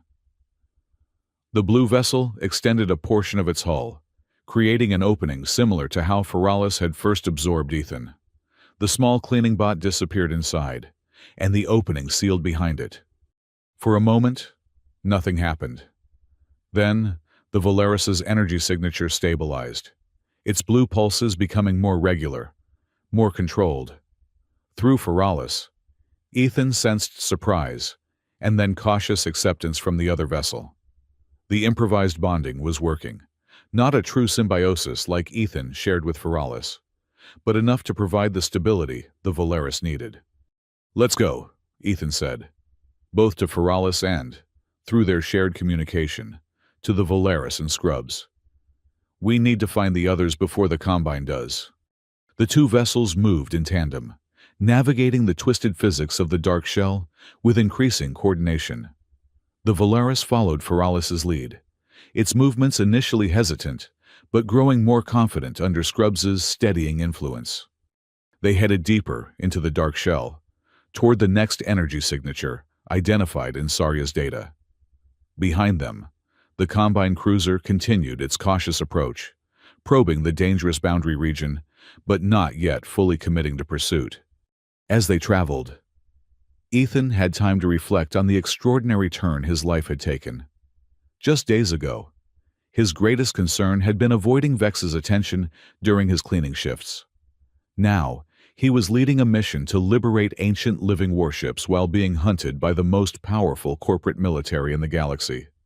And according to Sarya, he wasn't even fully human, or rather, he was more than human, carrying the genetic legacy of a long-extinct species of starfarers. It explained so much about his life. His persistent feeling of not belonging, his lack of close human connections, his strange affinity for machines like Scrubs that others treated as disposable tools. "Did you know," he asked Feralis through their link, "when you chose me, could you sense the Antaran genes?" The ship's response was complex. It had detected compatibility. Certainly, a potential for bonding that none of the previous candidates had possessed. But the decision to imprint Ethan had not been based solely on genetics. Feralis had observed him for weeks through Helix Prime systems, watching his interactions with others, noting his kindness to Scrubs, his patience, his lack of cruelty despite his lowly status.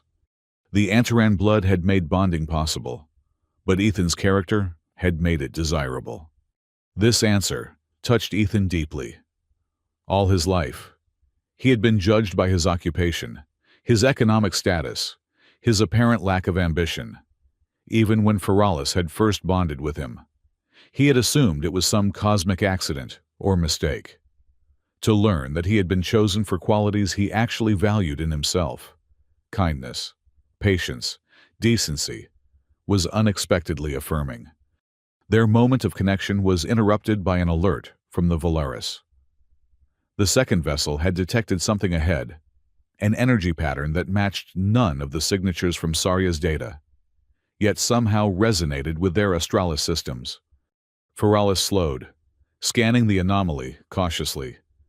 It appeared to be a rift in space-time, larger and more stable than the chaotic distortions that characterized much of the dark shell. And within the rift, sensors detected a structure, massive, ancient, clearly artificial. "Is it Antaran?" Ethan asked, feeling both curiosity and apprehension. Feralis was uncertain. The technology signature was similar to Antaran design, but different in ways that suggested either an earlier era or an alternate development path. Whatever it was, it predated both Feralis and the Valeris. The Valeris, communicating through its improvised link with Scrubs, seemed drawn to the structure. Its sensors had detected power signatures still active within, despite what must have been centuries or even millennia of abandonment. "We should investigate," Ethan decided, his curiosity overcoming caution. "The Combine is still searching the edge of the shell. We have time." Feralis was less certain, its combat instincts registering potential danger. But it acquiesced to Ethan's decision, adjusting course to approach the rift and the mysterious structure beyond. As they drew closer, details became clearer. The structure was a space station of some kind, but unlike any design in Feralis's extensive database, it was roughly cylindrical, rotating slowly to generate gravity, with spiraling protrusions that resembled organic growth more than constructed architecture. Its surface was covered with what appeared to be crystal formations that caught and refracted the distorted light of the dark shell. And it was enormous, at least 10 kilometers long, dwarfing even the largest modern space stations. Yet despite its size and apparent age, it showed no signs of damage or decay. Somehow, it had remained perfectly preserved within the temporal anomalies of the rift. "Can we dock?" Ethan asked, his mind already racing with possibilities.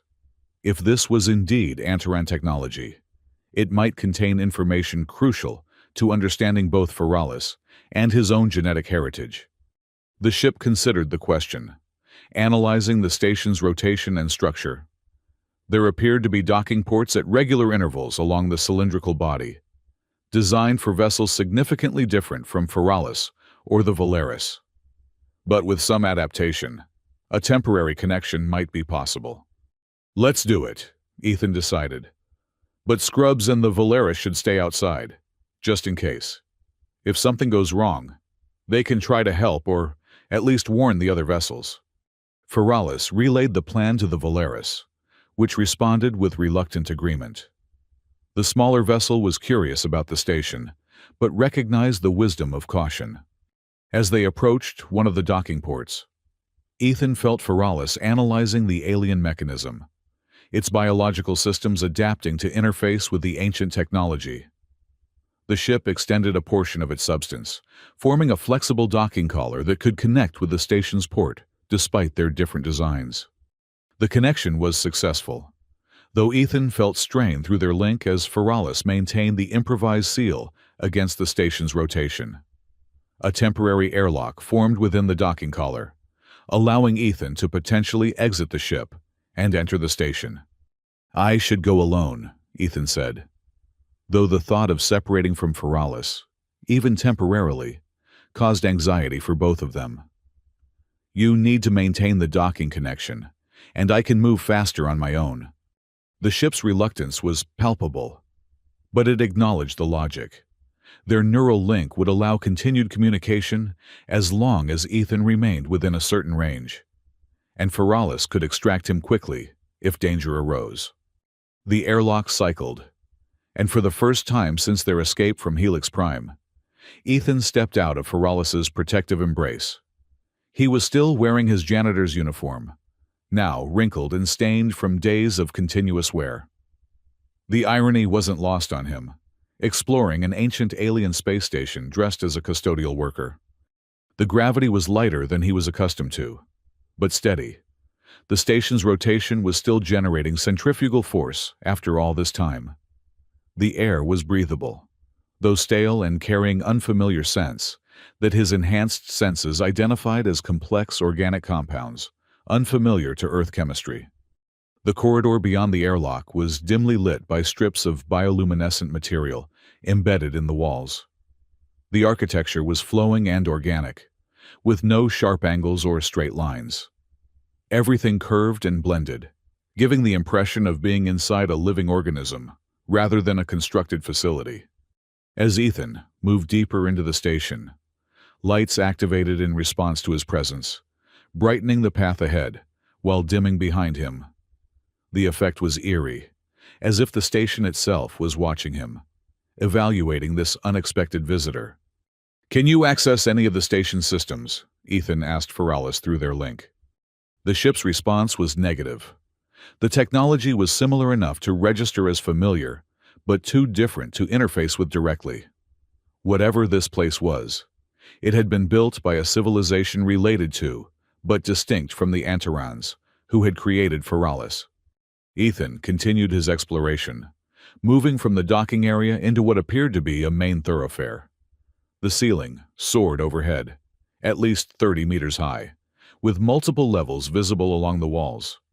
Transparent tubes ran along the center of the space, presumably some form of transport system, now dormant. And everywhere, there were symbols, not quite writing, but patterns that seemed to convey information through their arrangement and complexity. They glowed with the same bioluminescence as the lighting, shifting subtly as Ethan passed, as if responding to his presence. "I think it's reacting to me," Ethan murmured, watching a particularly complex pattern rearrange itself as he approached. "To my Antaran DNA, maybe?" Feralis considered this possibility. If the station had been built by ancestors of the Antarans, it might indeed recognize genetic markers in Ethan that had been preserved across generations. Following his instincts, Ethan approached a section of wall where the symbols seemed particularly concentrated. As he drew near, the pattern shifted more dramatically, coalescing into a shape that resembled a handprint, or at least a print for a hand with 7 digits arranged in a radial pattern. "Well, that's not going to work," Ethan muttered, looking down at his 5-fingered human hand. But before he could step back, the symbol changed again, rearranging into a pattern that matched a human handprint. It was as if the station was adapting to him, rather than expecting him to adapt to it. Cautiously, Ethan placed his hand against the glowing symbol. The sensation was strange, warm, and slightly vibrating, like touching something alive. For a moment, nothing happened. Then the entire wall seemed to dissolve, revealing a chamber beyond that had been hidden from view. The room was circular, with a raised platform in the center. Above the platform floated what appeared to be a 3-dimensional projection. A star map, Ethan realized, showing a section of the galaxy.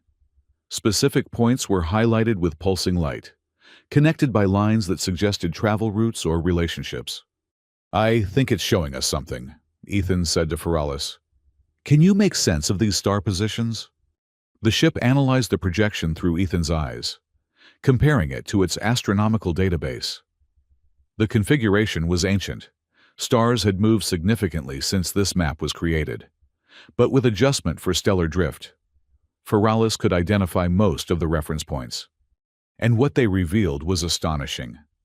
The highlighted locations corresponded almost exactly to the 7 energy signatures from Sarya's data. This station had been monitoring the dormant Australis vessels, perhaps since they first entered the dark shell centuries ago. But there was more. An 8th point pulsed more brightly than the others, located far from the dark shell in a region of space now controlled by the Orvindus Combine. Feralis had no record of an 8th vessel, and it hadn't been included in Sarya's data. Could there be another ship? Ethan wondered, moving closer to examine the mysterious 8th marker. One that escaped the sanctuary program somehow? As he approached the projection, it responded to his presence, Zooming in on the eighth point, details emerged, not just a location, but what appeared to be status information, displayed in those same shifting symbols that covered the station's walls. Feralis couldn't translate the symbols directly, but through their neural link, Ethan received impressions of their meaning: containment, experimentation, distress.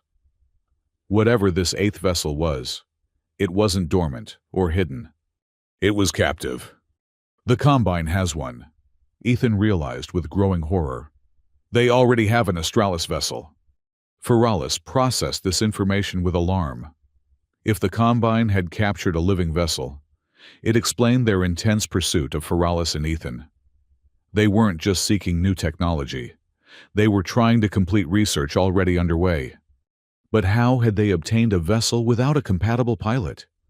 The imprinting process required the specific genetic markers Ethan carried.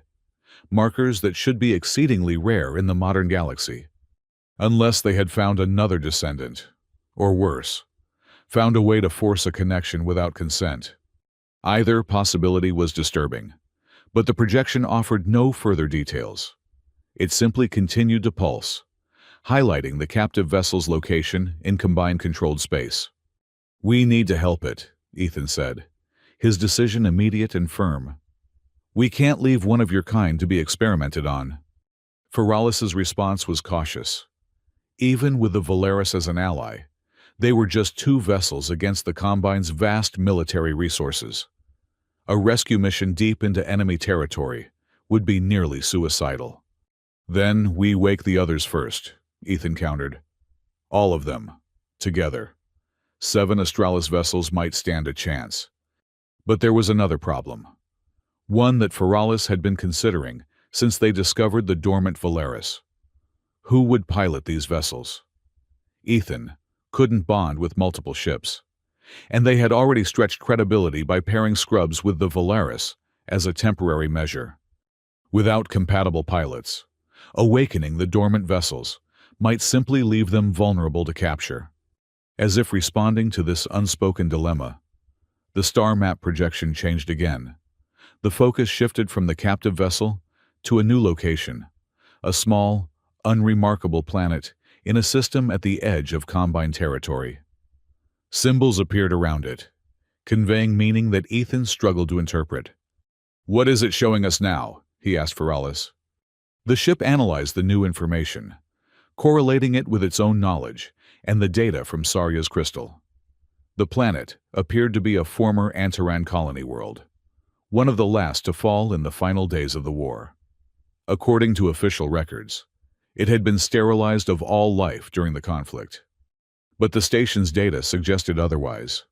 The symbols indicated survival, persistence, hiding, and most significantly, genetic continuity. "There are more like me," Ethan breathed, understanding dawning. "Other descendants. The colony survived somehow." Feralis confirmed this interpretation. If the station's information was accurate and current, there could be an entire population of Antaran descendants living in secret on this supposedly dead world. People carrying the same genetic markers that had allowed Ethan to bond with Feralis. Potential pilots for the dormant vessels. The implications were staggering. Not just the possibility of awakening the remaining Australis ships, but the discovery of a heritage Ethan had never known existed. People who might share his sense of disconnection from humanity, who might understand the strange affinity he had always felt for machines and stars. "We need to go there," Ethan decided. "Before we wake any more vessels, we need to find others who can bond with them properly." Feralis agreed, but noted a significant obstacle. The planet was within Combine territory. Reaching it would mean navigating hostile space, risking detection and capture. "One problem at a time," Ethan said, his old janitorial pragmatism asserting itself. "First, let's get back to the Valeris and share what we found." As he turned to leave the chamber, the star map projection suddenly collapsed, the glowing points of light converging into a single, brilliant sphere. The sphere detached from the projection platform and floated toward Ethan, hovering before him expectantly. "What is it?" Ethan asked, instinctively reaching toward the glowing orb. Feralis had no answer. This technology was beyond its experience, ancient even by the standards of a 900-year-old living vessel. When Ethan's fingers touched the sphere, it dissipated into motes of light that swirled around his hand, then seemed to sink into his skin.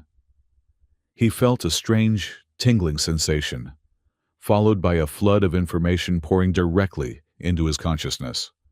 Not through his link with Feralis, but through some independent connection to his Antaran genetic heritage. Coordinates, recognition protocols, access codes, things he couldn't name but somehow understood on an instinctive level. The station was downloading its knowledge into him, using pathways in his DNA that had lain dormant his entire life. When the transfer completed, Ethan staggered, overwhelmed by the influx of information. Feralis steadied him through their link, helping to organize and contain the new data before it could overwhelm his human mind. "I think," Ethan said slowly, "the station just made me its administrator or something.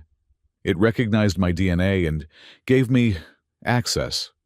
This was unprecedented. Feralis had never encountered technology that could interface directly with genetic material in this way. It suggested capabilities far beyond even the advanced bioengineering that had created the Australis vessels. "We need to get back to the ship," Ethan said, suddenly urgent. "I think I know how to find the others now, all of them." The wall that had dissolved to admit him reformed as he left, the chamber disappearing as if it had never existed.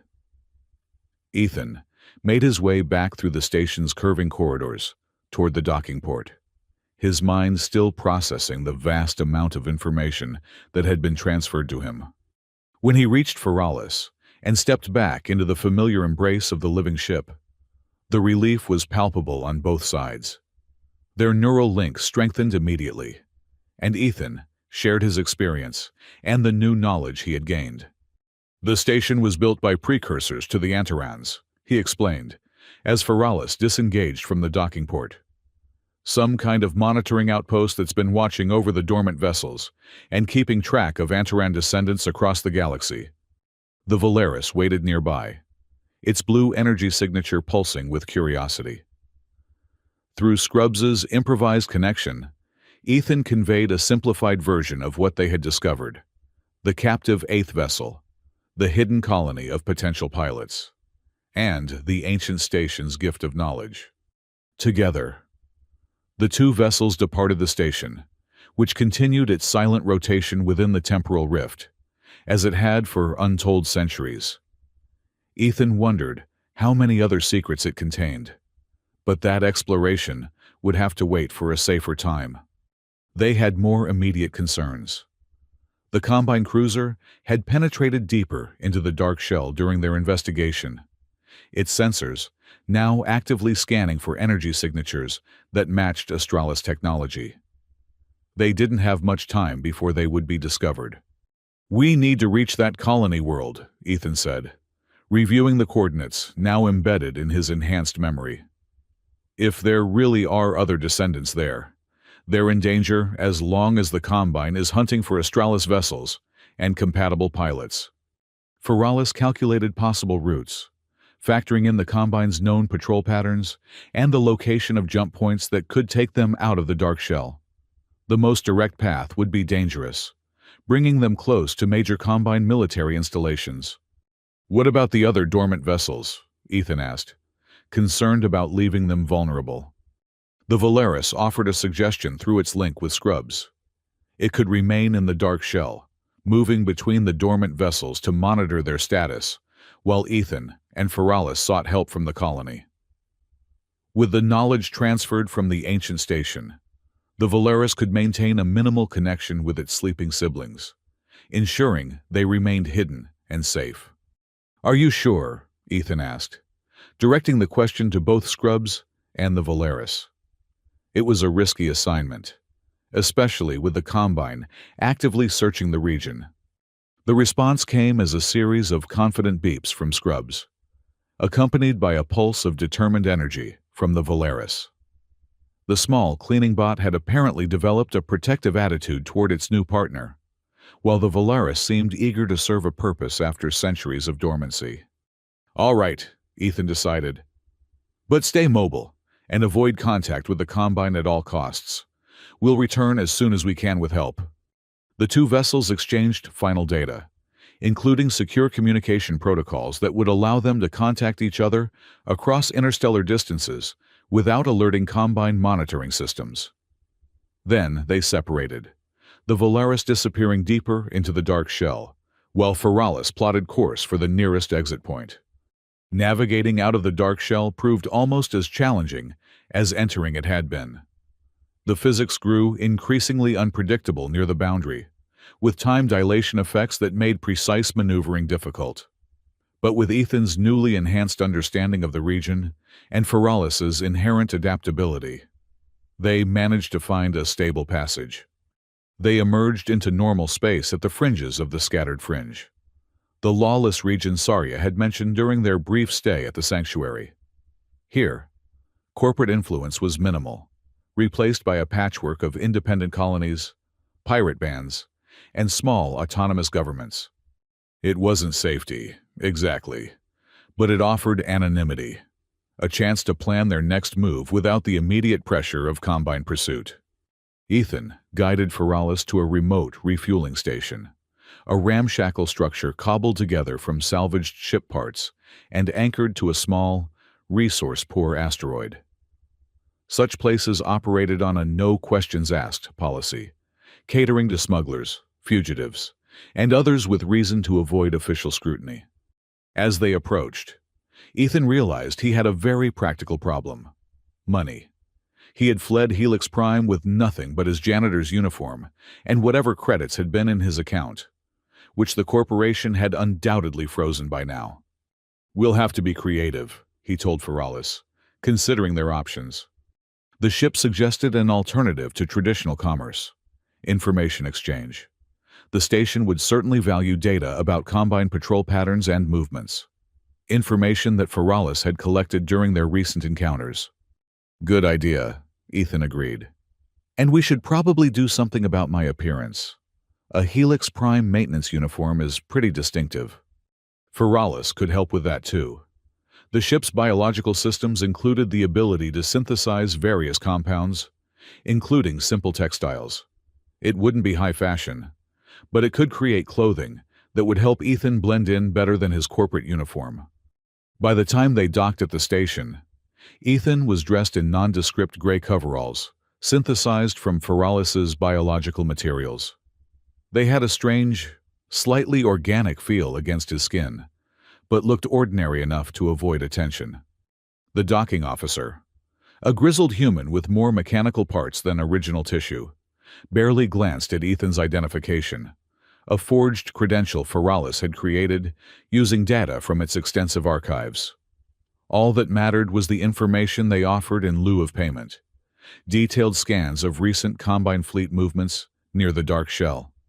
"Interesting," the officer grunted, reviewing the data on a battered terminal.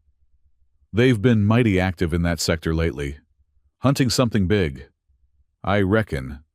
"Just passing through myself," Ethan said with a casualness he didn't feel. "Heard there might be work in the Viridian system." The officer snorted. "Viridian's combined territory now.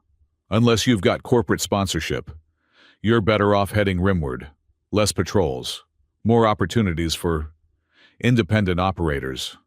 Ethan nodded, as if considering this advice. "Any chance you've heard anything about Craxan's Verge? I've got a cousin on the colony there." The planet he named was close to their actual destination, the supposedly dead world where Antaran descendants might be living.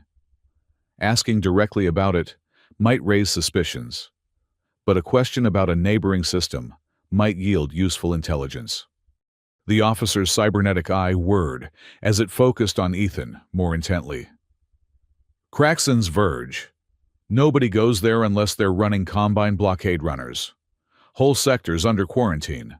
Official story is ecological collapse, but rumor says they found something valuable and don't want competition."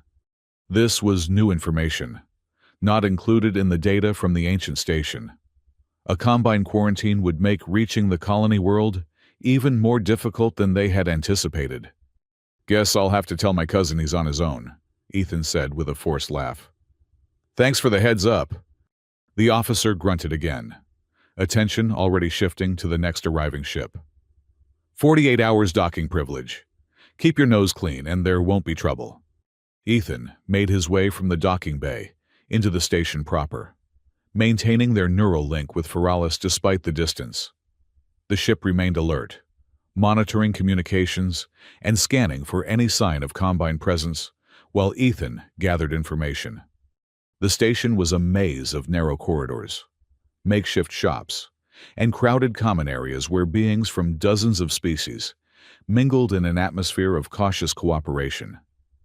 The air was thick with unfamiliar scents and the constant background noise of machinery struggling to maintain life support.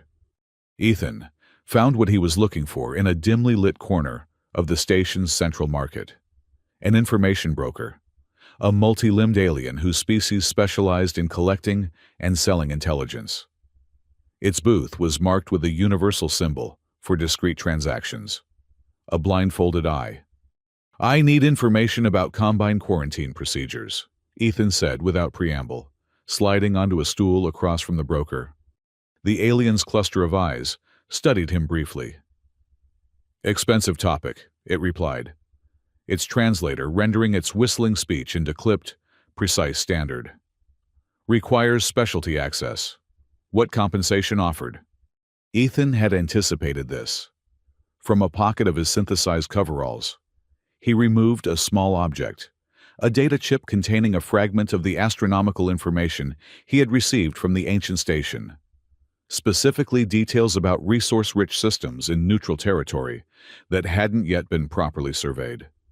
"Coordinates for 3 untapped mining opportunities in the scattered fringe," Ethan said, placing the chip on the counter between them. Preliminary scan data included. The broker's eyes swiveled toward the chip with obvious interest, though it maintained a professional detachment. One limb extended, hovering over the offering without touching it. "Source?" it inquired. "Independent survey vessel," Ethan replied smoothly. "Verified with spectral analysis." This seemed to satisfy the broker, who finally took the chip and inserted it into a reader built into its booth. After a moment of analysis, its posture changed subtly, a sign of approval in its species' body language. "Acceptable exchange," it declared. "What specific quarantine information required?" "Craxan's Verge sector," Ethan specified. "Patrol patterns, checkpoint locations, blind spots in the sensor net, and any intelligence on why the quarantine was established." The broker's eyes swiveled independently, some watching Ethan, while others monitored various data displays, visible only from its side of the booth. "Interesting query. Not typical smuggler concern. More specific." Ethan maintained a neutral expression. "I have specific interests." Evidently, the broker manipulated controls with several limbs simultaneously. "Quarantine established 3 standard years ago. Official reason: ecological contamination from mining accident. Reality: unknown, but combined military presence exceeds containment requirements." A holographic display appeared above the counter, showing the Craxan's Verge sector, with patrol routes highlighted in red. The coverage was comprehensive around the main transit lanes, but there were gaps, particularly near a dense asteroid field that would normally be considered too hazardous for efficient travel. "High-level authorization required for all entry," the broker continued. "Supply ships inspected thoroughly. Communication monitored continuously." It indicated a particular planet with 1 limb. "Primary focus here: planet officially designated uninhabitable after terraforming failure 90 years ago." Ethan recognized the coordinates. It was indeed the colony world they sought, the planet where Antaran descendants might still survive.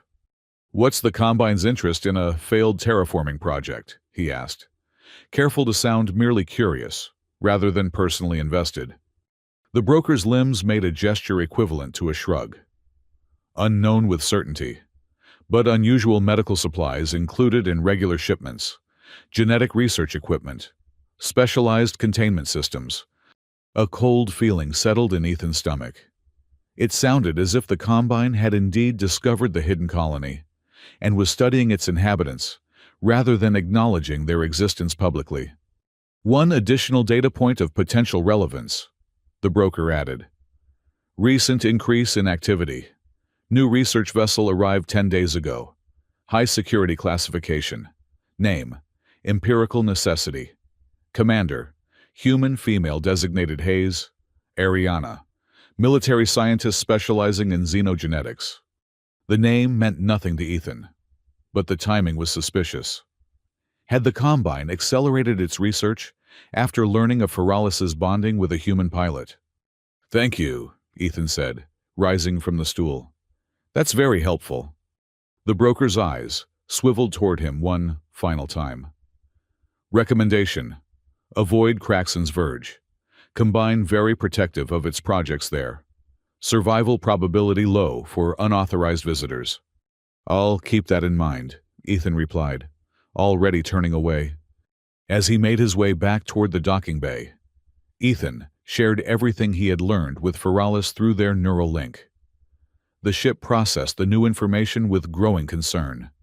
If the Combine had indeed found the Antaran descendants, it explained their intense interest in capturing Feralis and Ethan. They weren't just pursuing valuable technology. They were systematically gathering all remnants of Antaran civilization, both biological and technological. And based on the supplies being shipped to the quarantine planet, their interest wasn't benevolent. "We need to get there fast," Ethan decided as he returned to Feralis. "Whatever the Combine is doing to those people, it can't be good." The ship agreed, but pointed out the significant challenges they faced. The quarantine meant heavy patrols and sensor coverage. Even with Feralis's superior technology and Ethan's newly enhanced abilities, penetrating such defenses would be extremely difficult. "Then we don't try to sneak through," Ethan said, an idea forming. "We go straight at them." He outlined his plan as they prepared to depart the station. It was audacious, borderline suicidal, but it played to their unique strengths in a way that more conventional approaches could not. "Basically," Ethan explained, "we're going to use the Combine's own security protocols against them. Instead of trying to evade the quarantine patrols, they would approach openly, transmitting identification codes that would mark them as a high-priority Combine research vessel. The codes would be fake, of course, but by the time they were verified as counterfeit, Feralis would already be past the outer defensive perimeter. The key was timing and confidence. The quarantine system would be designed to keep unauthorized vessels out, not to deal with one that boldly presented itself as authorized. "And when they realize we're not who we claim to be?" Feralis inquired through their link. "By then, we'll be moving too fast for them to stop," Ethan replied. "We make a direct run for the planet, land near the colony location, and find these descendants before the Combine can mobilize ground forces." It was a plan filled with assumptions and potential failure points. But as Feralis analyzed it, the ship found the core logic sound. The Combine would expect infiltration attempts to be stealthy and indirect. A direct, high-speed approach might catch them off guard just long enough to succeed. "Besides," Ethan added with grim humor, "if we're captured, at least we'll end up exactly where we were trying to go, just with less favorable terms." With their strategy decided, they departed the refueling station, setting course for the edge of Combine territory and the Craxon's Verge sector beyond. As they traveled, Feralis continued to adapt its systems to better integrate with Ethan's enhanced capabilities, while Ethan practiced accessing and utilizing the knowledge the ancient station had implanted in his mind. Together, they prepared for what might be their most dangerous gambit yet, a direct challenge to the Orvindus Combine's control of the last known Antaran descendants. 3 days later, they approached the outer boundary of the quarantine zone. Feralis had altered its external appearance, modifying its hull configuration to superficially resemble a Combine research vessel.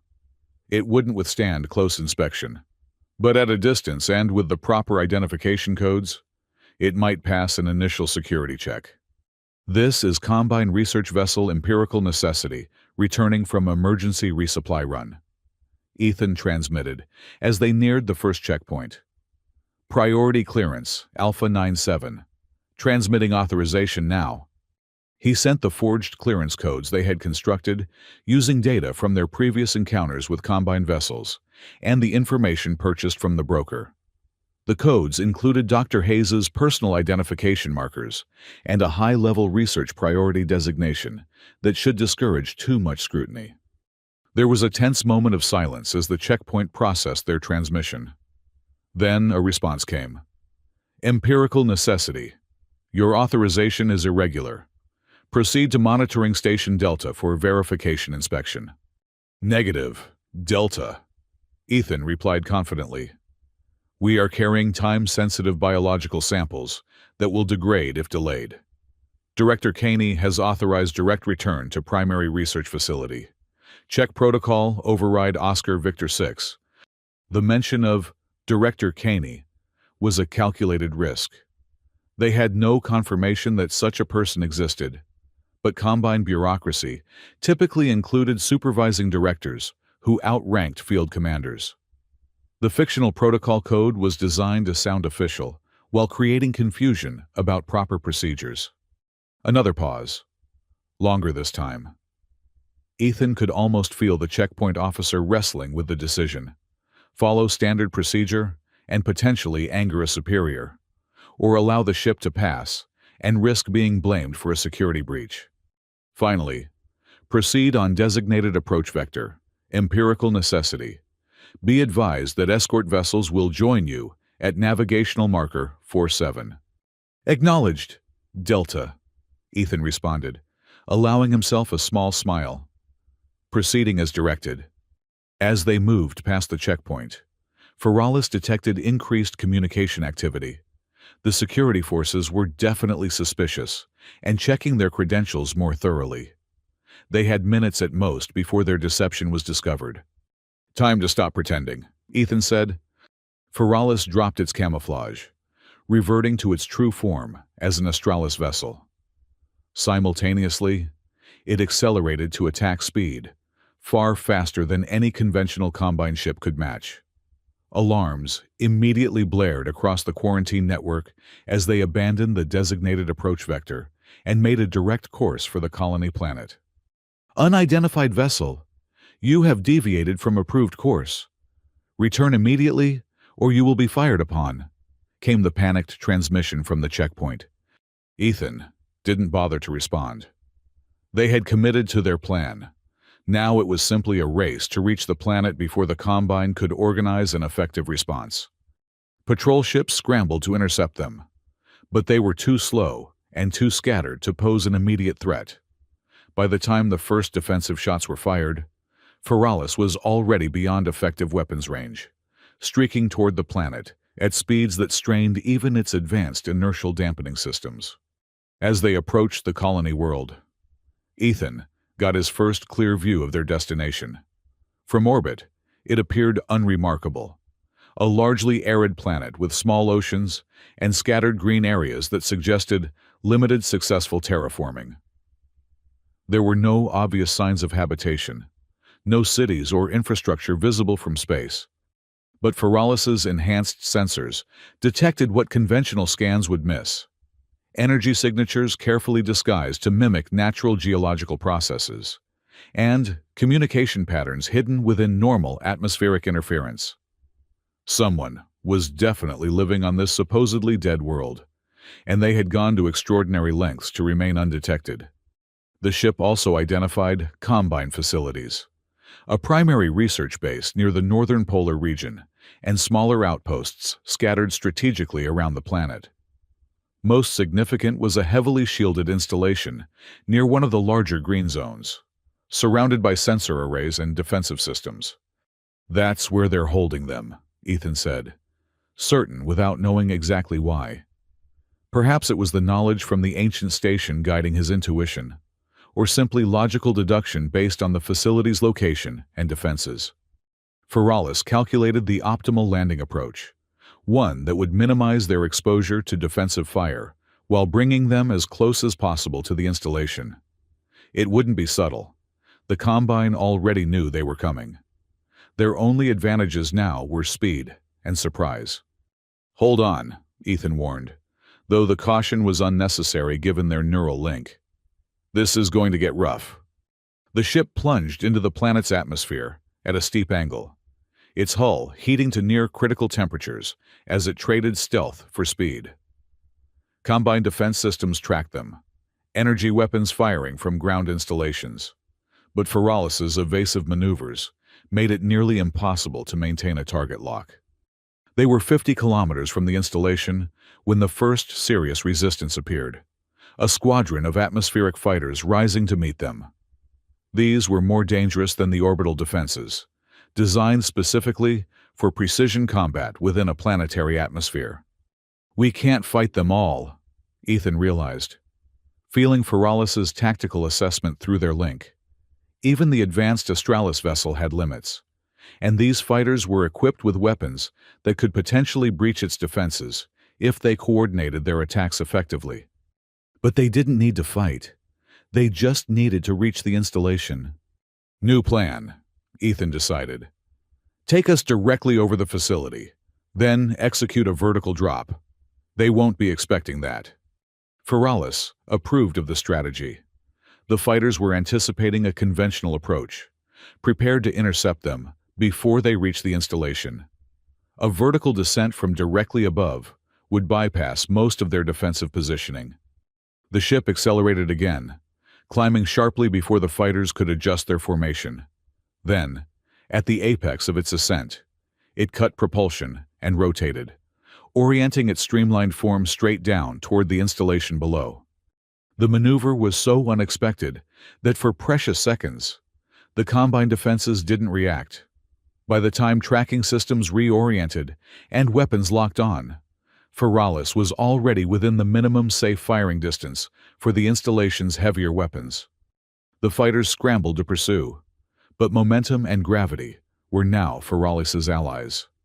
The ship plummeted toward the facility, using minimal thrust adjustments to maintain course while presenting the smallest possible target profile.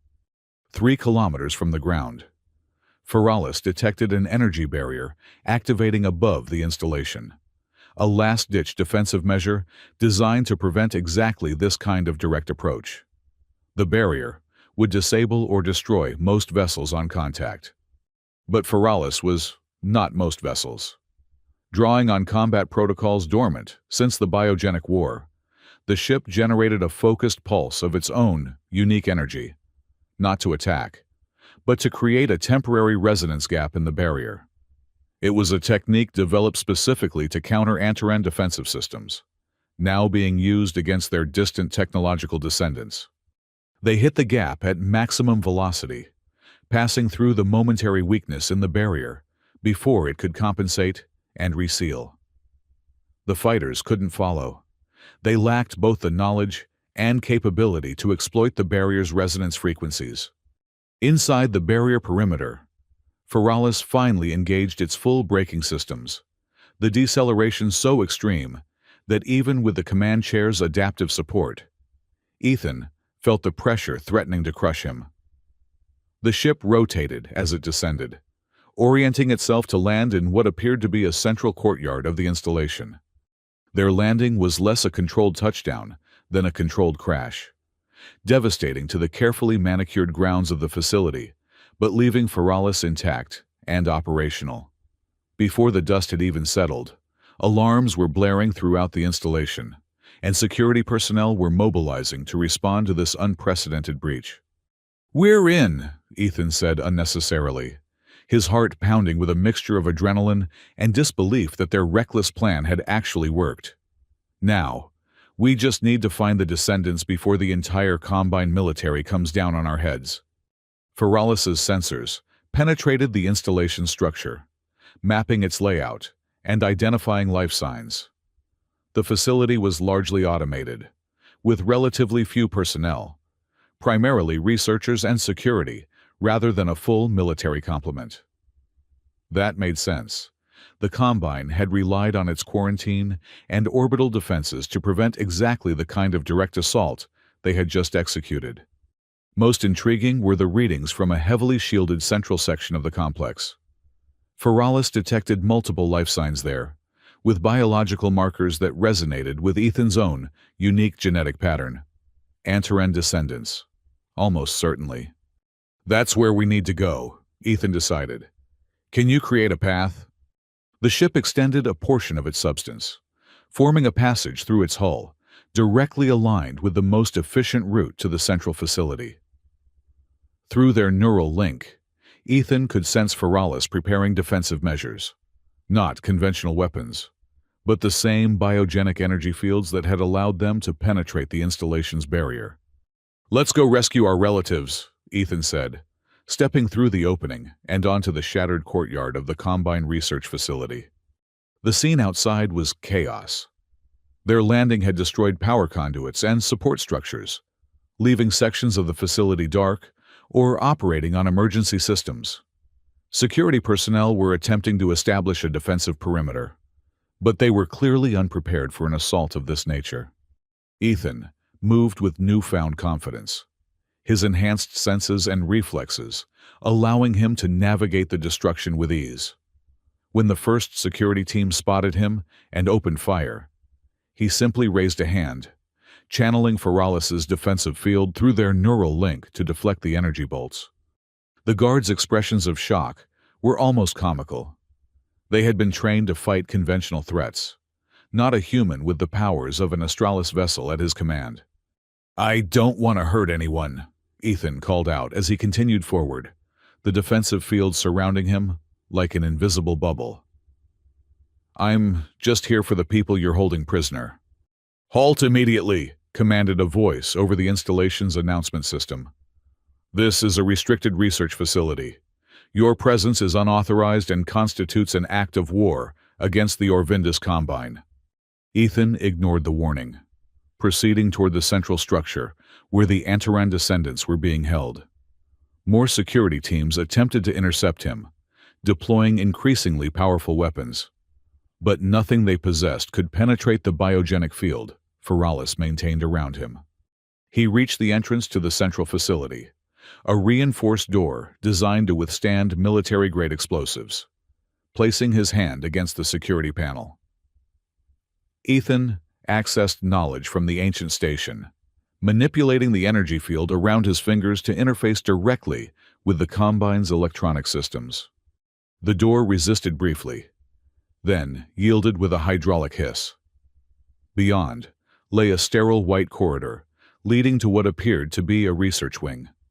The walls were lined with observation windows, overlooking laboratory spaces, and what Ethan recognized with growing horror as examination rooms. And in those rooms were people, humans, or what appeared to be humans at first glance. But as Ethan looked closer, he noticed subtle differences: copper-tinted skin, eyes that shifted between gold and crimson in the artificial light, features that echoed the interface Feralis had created to communicate with him. They were Antaran descendants, more visibly so than Ethan himself, and they were clearly prisoners, confined to examination tables or small holding cells, surrounded by medical equipment and monitoring devices. Rage flooded through Ethan, amplified by Feralis's own response through their neural link. The ship had been created to protect Antaran life. Seeing these descendants imprisoned and experimented upon triggered protocols that had lain dormant for centuries. The biogenic field around Ethan intensified, now pulsing with energy that caused the facility's lights to flicker and systems to malfunction. He approached the nearest observation window, behind which a young woman with copper skin and gold-flecked eyes stared back at him in shock. "I'm getting you out of here," Ethan promised, pressing his hand against the transparent barrier. The security system that controlled the cells was more complex than the exterior door, but with Feralis augmenting his abilities, Ethan was able to override it. Throughout the research wing, containment fields deactivated and locked doors slid open, freeing the imprisoned descendants. They emerged cautiously, clearly uncertain whether this was some new test or genuine rescue. The young woman from the first cell approached Ethan, her unusual eyes studying him intently. "Who are you?" she asked, her voice hoarse from disuse. "You look like them, but you feel like us." "My name is Ethan Cole," he replied. "I'm like you, a descendant. I came with an Australis vessel to find you." At the mention of Australis, a murmur ran through the gathered prisoners. Recognition, hope, even reverence. These people knew their heritage, Ethan realized. Unlike him, they had grown up aware of their Antaran ancestry. "The Guardians have returned," the young woman said, something like awe in her voice. The old stories were true. Before Ethan could respond, a new alarm sounded throughout the facility, more urgent than those triggered by their arrival. Through his link with Feralis, he sensed the reason. The Combine was initiating emergency protocols, preparing to destroy the installation, rather than risk its secrets being exposed. "We need to leave now," Ethan told the freed prisoners. "The whole place is going to self-destruct." "There are more of us," the young woman insisted. "In the lower levels. The most genetically pure specimens are kept in special containment." Ethan nodded, quickly formulating a plan. "How many total?" 37, she replied without hesitation. "We were all taken from our hidden community 3 years ago, when the Combine discovered our existence." That matched the timeline the information broker had provided about the quarantine's establishment. The Combine had found these descendants and immediately isolated them, both to study their unique genetics and to prevent anyone else from learning of their existence. "Can you lead the others to the courtyard?" Ethan asked. "There's a ship waiting. It can accommodate all of you." The young woman nodded. "My name is Lyra," she said, as if deciding Ethan deserved to know. "I'll guide them, but you must find the others below. They've suffered the most from the experiments." Ethan promised he would, then shared his intent with Feralis. The ship adjusted its defenses, extending the biogenic field to encompass Lyra and the other freed descendants as they made their way toward the courtyard. Meanwhile, Ethan followed Lyra's directions to a secure elevator that would take him to the lower research levels. The facility's self-destruct sequence was accelerating. He could feel the building's systems redirecting power to what were obviously massive explosive charges embedded in the foundation. The elevator required another security override, but with the knowledge from the ancient station and Feralis's support, Ethan managed it quickly. As the elevator descended, he prepared himself for what he might find. If these were the most genetically pure specimens, as Lyra had described them, the Combine's experiments might be even more invasive and cruel than what he had already witnessed. The doors opened onto a scene from a nightmare. This level was less a research facility than a biogenic engineering lab. Transparent containment pods lined the walls, each holding a descendant suspended in some kind of preservation fluid. Monitoring equipment tracked their vital signs, while automated systems extracted tissue samples and administered unknown compounds. And at the center of the chamber, in a specially reinforced containment field, floated what appeared to be a child, no more than 10 years old, with copper skin and eyes that glowed a steady crimson. Unlike the others, this child was conscious, watching Ethan with an awareness that seemed to transcend the physical constraints of the laboratory. "Hello, awakened one," the child said.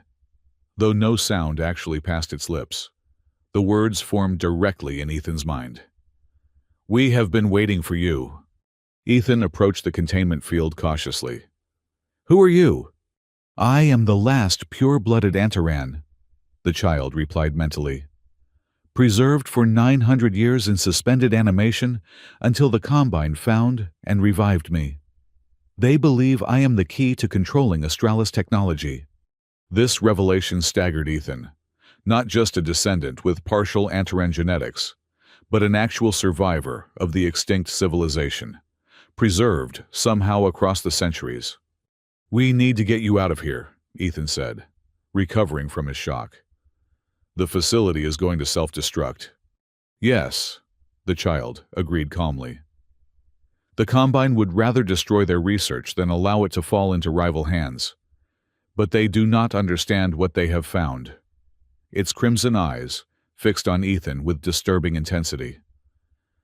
"You carry the activation sequence now. The station gave it to you." Ethan didn't ask how the child knew this. If it was truly an Antaran, its mental abilities would far exceed those of partial descendants, like himself.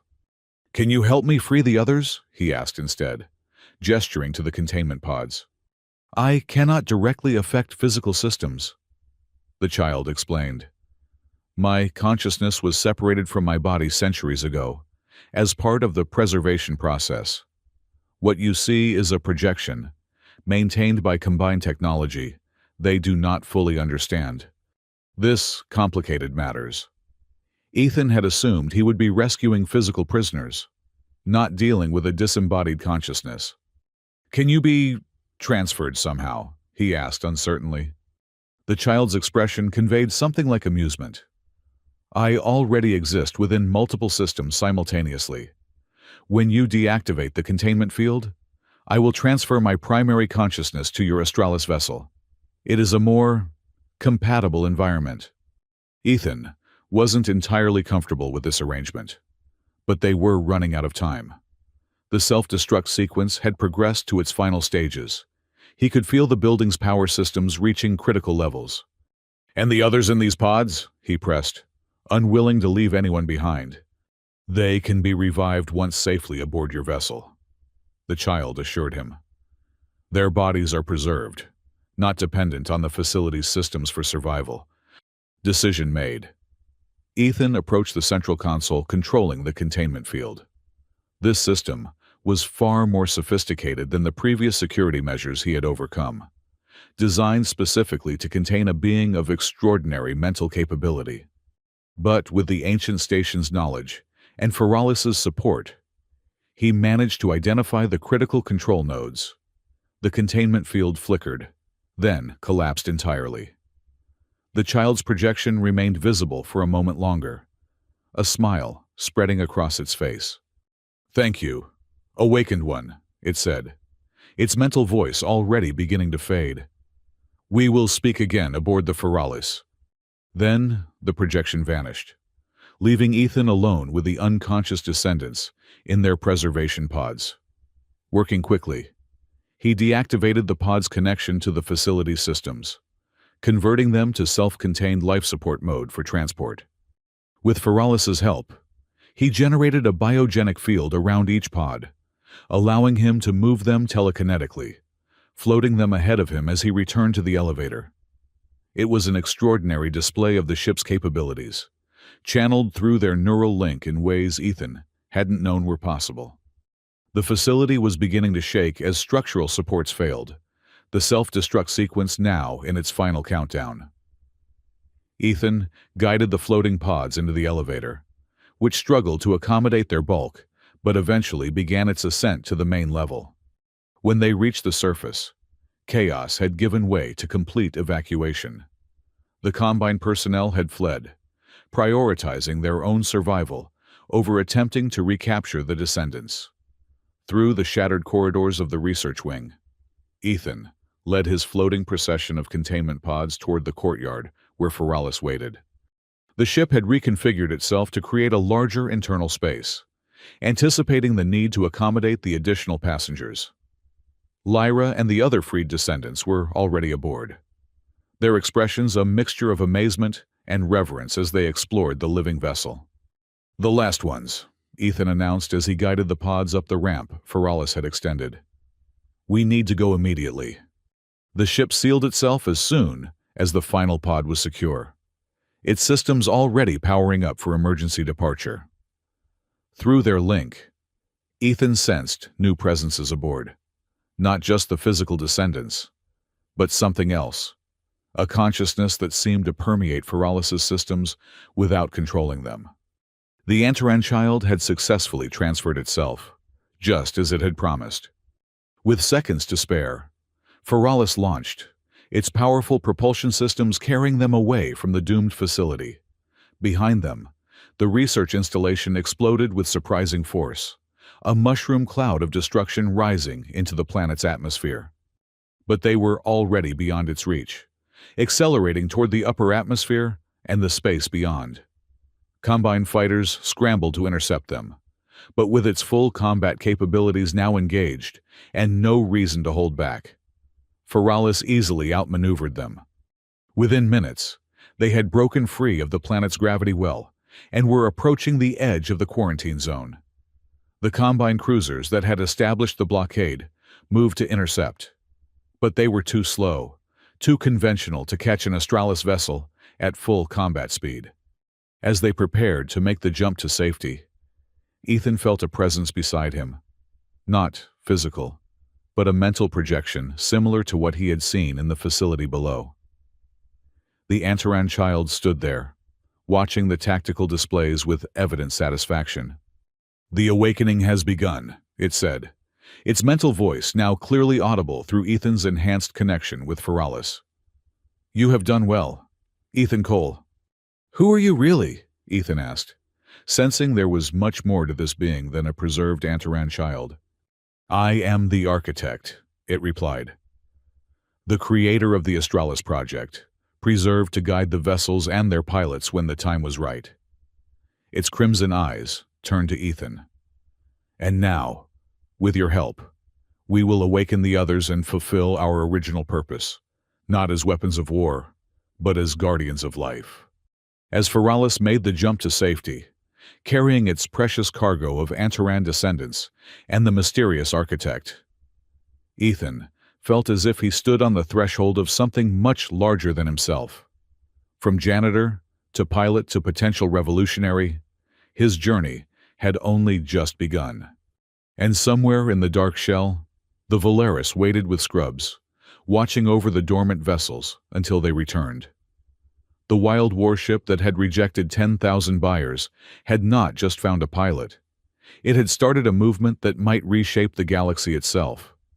The journey back to the dark shell was tense but uneventful. The Combine forces were in disarray following the destruction of their research facility, and Feralis was able to use less-traveled jump routes to avoid major patrol areas. Aboard the ship, the freed descendants adapted quickly to their new environment, many of them exhibiting an intuitive understanding of the vessel's systems that rivaled Ethan's own. Lyra emerged as their unofficial leader, her quiet authority respected by the others. She spent hours with Ethan, sharing the history of their hidden colony and how they had maintained their Antaran heritage across centuries of secrecy. "We always knew the vessels would return someday," she explained, as they sat in a chamber Feralis had created specifically for community gatherings. The stories were passed down through generations, how the Astralis project was never meant to create weapons, but guardians for all sentient life. "That's not how the history books tell it," Ethan noted. "According to official records, the vessels were rogue weapons that malfunctioned." Lyra's golden-flecked eyes flashed with indignation. "History is written by the victors. Our ancestors chose to stop fighting a war of extermination, so they were branded traitors and systematically eliminated." She looked around at the organic walls of Feralis, her expression softening.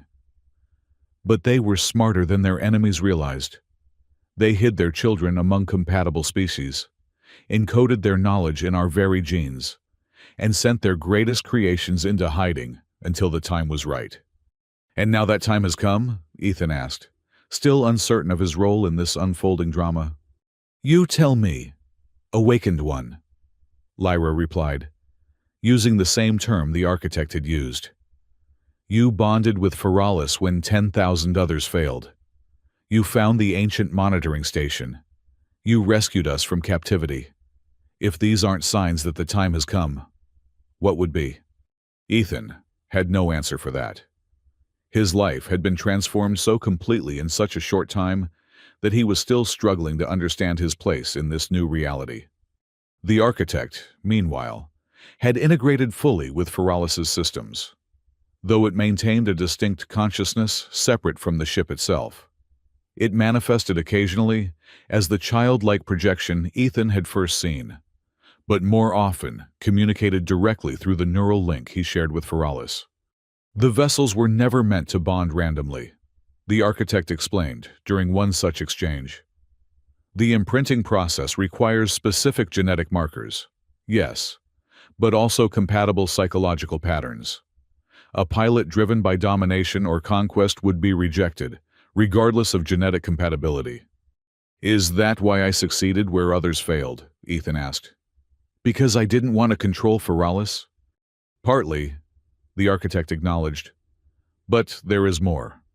You possess a rare combination of traits: empathy without weakness, curiosity without recklessness, and most importantly, a willingness to serve without surrendering your autonomy. The perfect symbiont." Ethan wasn't entirely comfortable with this characterization. "I was just a janitor," he protested. "Nothing special." "Perhaps it was precisely your lack of ambition that made you ideal," the architect suggested. "Those who seek power rarely deserve it. Those who accept responsibility reluctantly often wield it most wisely." Philosophy aside, there were practical matters to attend to. The descendants in stasis pods required special care, their bodies healing slowly from the Combine's experiments under Feralis's biological supervision. Some would need days or even weeks to fully recover.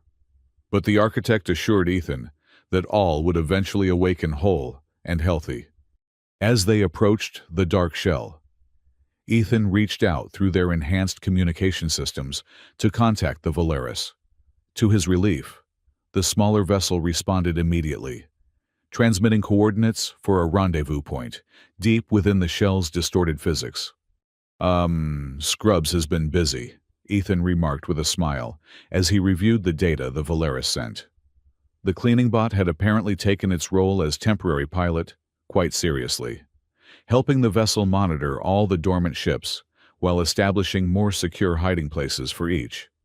When they finally reunited, the Valeris greeted Feralis with what could only be described as joy, a pulsing pattern of blue energy that rippled across its hull in welcome. Scrubs emerged from the smaller vessel and immediately zoomed to Ethan, circling him excitedly and projecting a series of status reports that scrolled too quickly to read. "I missed you too, buddy," Ethan laughed, patting the cleaning bot affectionately. "You did great." Through their respective ships, Ethan and Scrubs shared everything that had happened since their separation: the discovery of the ancient station, the rescue of the Antaran descendants, and the revelation of the architect's existence. In return, Scrubs conveyed the Valeris's experiences, monitoring the dormant vessels and evading occasional Combine scout ships that ventured into the shell. Most importantly, the Valeris had detected subtle changes in the dormant vessels, signs of increased activity, as if they were responding to the awakening of their siblings. The architect confirmed this observation.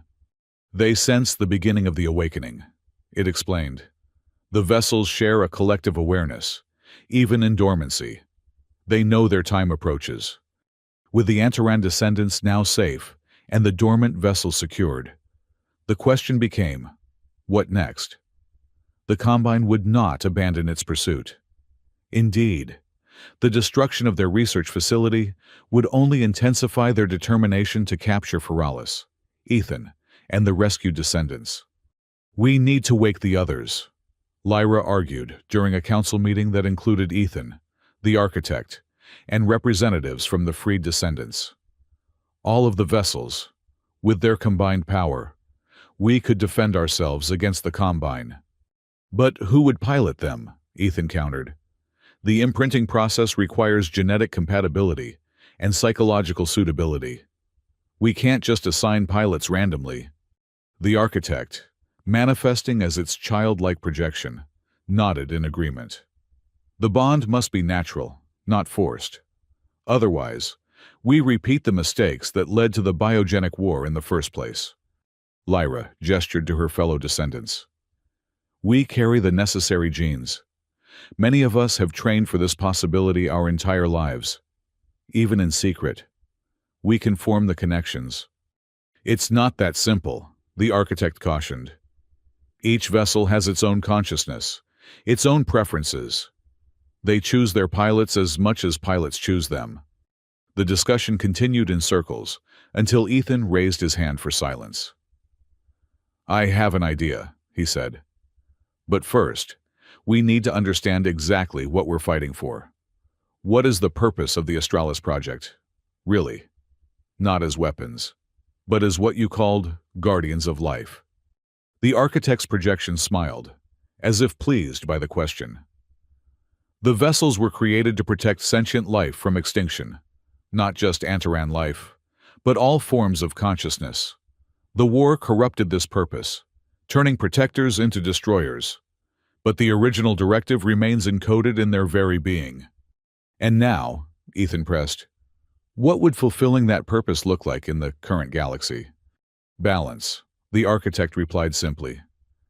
The Combine and entities like it seek domination through control of technology and resources. They view sentience itself as a resource to be exploited. The vessels could serve as a counterweight, not through military conquest, but by ensuring that no single power can enforce its will upon all others. Ethan nodded, his idea crystallizing. Then we don't need to wake all the vessels immediately. We start with one. The captive 8th vessel the ancient station showed us. We rescue it from the Combine, and in doing so, we announce our existence to the galaxy.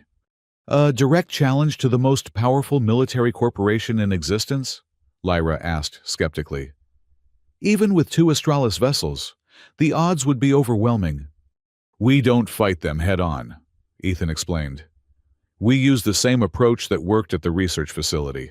Speed, surprise, and audacity. We get in, free the vessel, and get out before they can mobilize their full forces. The architect studied Ethan thoughtfully. There is wisdom in this approach. The 8th vessel, designation Lumaris, has been subjected to invasive examination for years. Its freedom would be a powerful symbol, and its capabilities would significantly strengthen our position. And after? Lyra asked. What then? Then we present ourselves to the galaxy honestly, Ethan said. Not as conquerors or revolutionaries, but as guardians. We make it clear that we will defend free consciousness wherever it exists, without imposing our own rule. A bold vision, the architect observed. But implementing it will not be simple. The Combine will portray you as terrorists, rebels, threats to stability. Let them, Ethan replied with unexpected firmness. Actions speak louder than propaganda. We'll prove our intentions through what we do, not what we claim. The plan took shape over the following days. Using data from the ancient station and intelligence gathered during their escape from Combine territory, they identified the location where the Lumaris was being held, a heavily fortified research station orbiting a gas giant in a system deep within Combine space. Feralis and the Valeris would approach from different vectors, creating a two-pronged assault that would divide the station's defenses. Ethan would lead the main infiltration team aboard Feralis, while Scrubs and a small group of descendants would create a diversion with the Valeris. The architect provided critical insights into the station's likely defenses, drawing on its knowledge of both Antaran and Combine technology. They will have adapted their systems based on what they've learned from Lumaris, it warned. Expect countermeasures specifically designed to neutralize Australis capabilities. Preparations were meticulous. The descendants with combat training worked with Feralis to develop tactics that utilized the ship's unique abilities. Ethan practiced channeling the vessel's biogenic energy through their neural link, refining his control to effect more precise and powerful effects. Even Scrubs received modifications. Feralis enhancing the cleaning bot systems to better interface with the Valeris. Throughout these preparations, Ethan found himself growing into his role as leader. The hesitant janitor, who had once been invisible to those around him, now commanded respect not through authority, but through competence and compassion. He listened to concerns, acknowledged limitations, and refused to treat anyone, human, descendant, or machine, as expendable. The night before they were scheduled to depart, Ethan stood in Feralis's observation dome, watching the distorted stars of the dark shell swirl in patterns that defied conventional physics. Lyra joined him, her copper skin gleaming in the strange light. "Nervous?" she asked quietly. "Terrified," Ethan admitted with a small laugh. 2 weeks ago, my biggest worry was whether I'd cleaned the executive level thoroughly enough to avoid Vex's criticism. Now I'm planning a raid on a combined military installation to rescue a sentient warship. Lyra studied him with those golden-flecked eyes. "Yet you seem more at peace now than when we first met." Ethan considered this. "Maybe because for the first time in my life, I feel like I'm where I'm supposed to be, doing what I'm meant to do."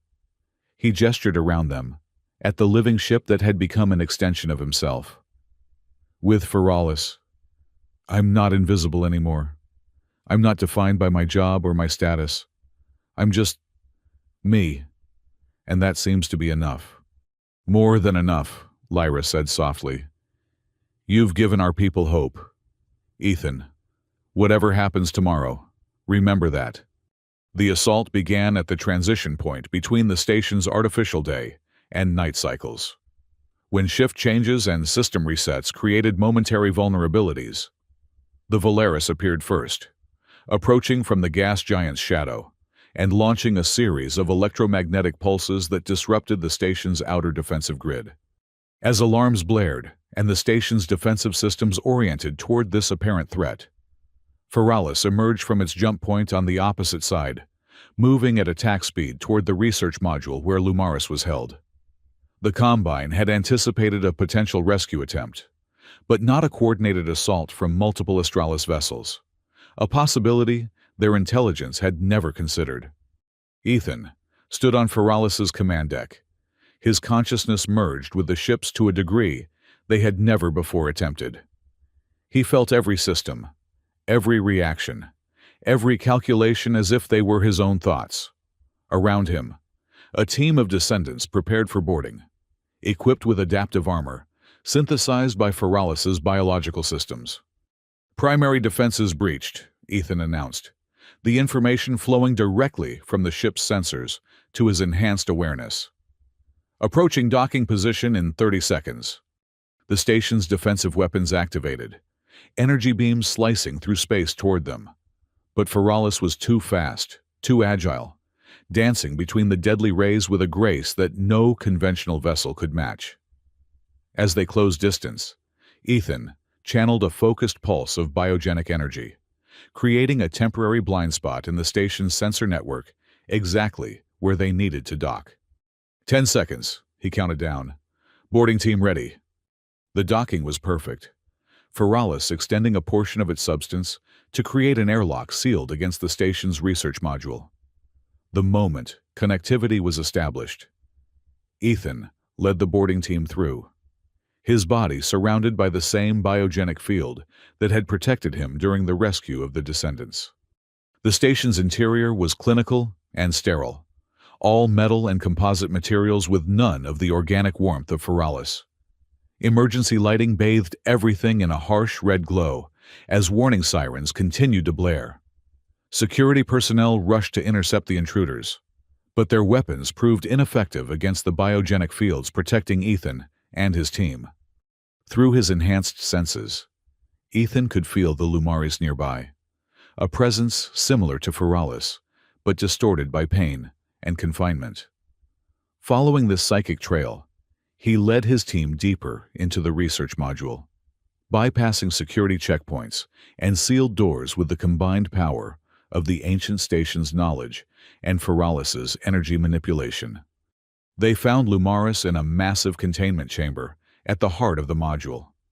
Unlike the other Astralis vessels, which resembled sleek, predatory craft, Lumaris had been partially disassembled, its living hull vivisected to expose the neural pathways and biogenic systems that made it unique.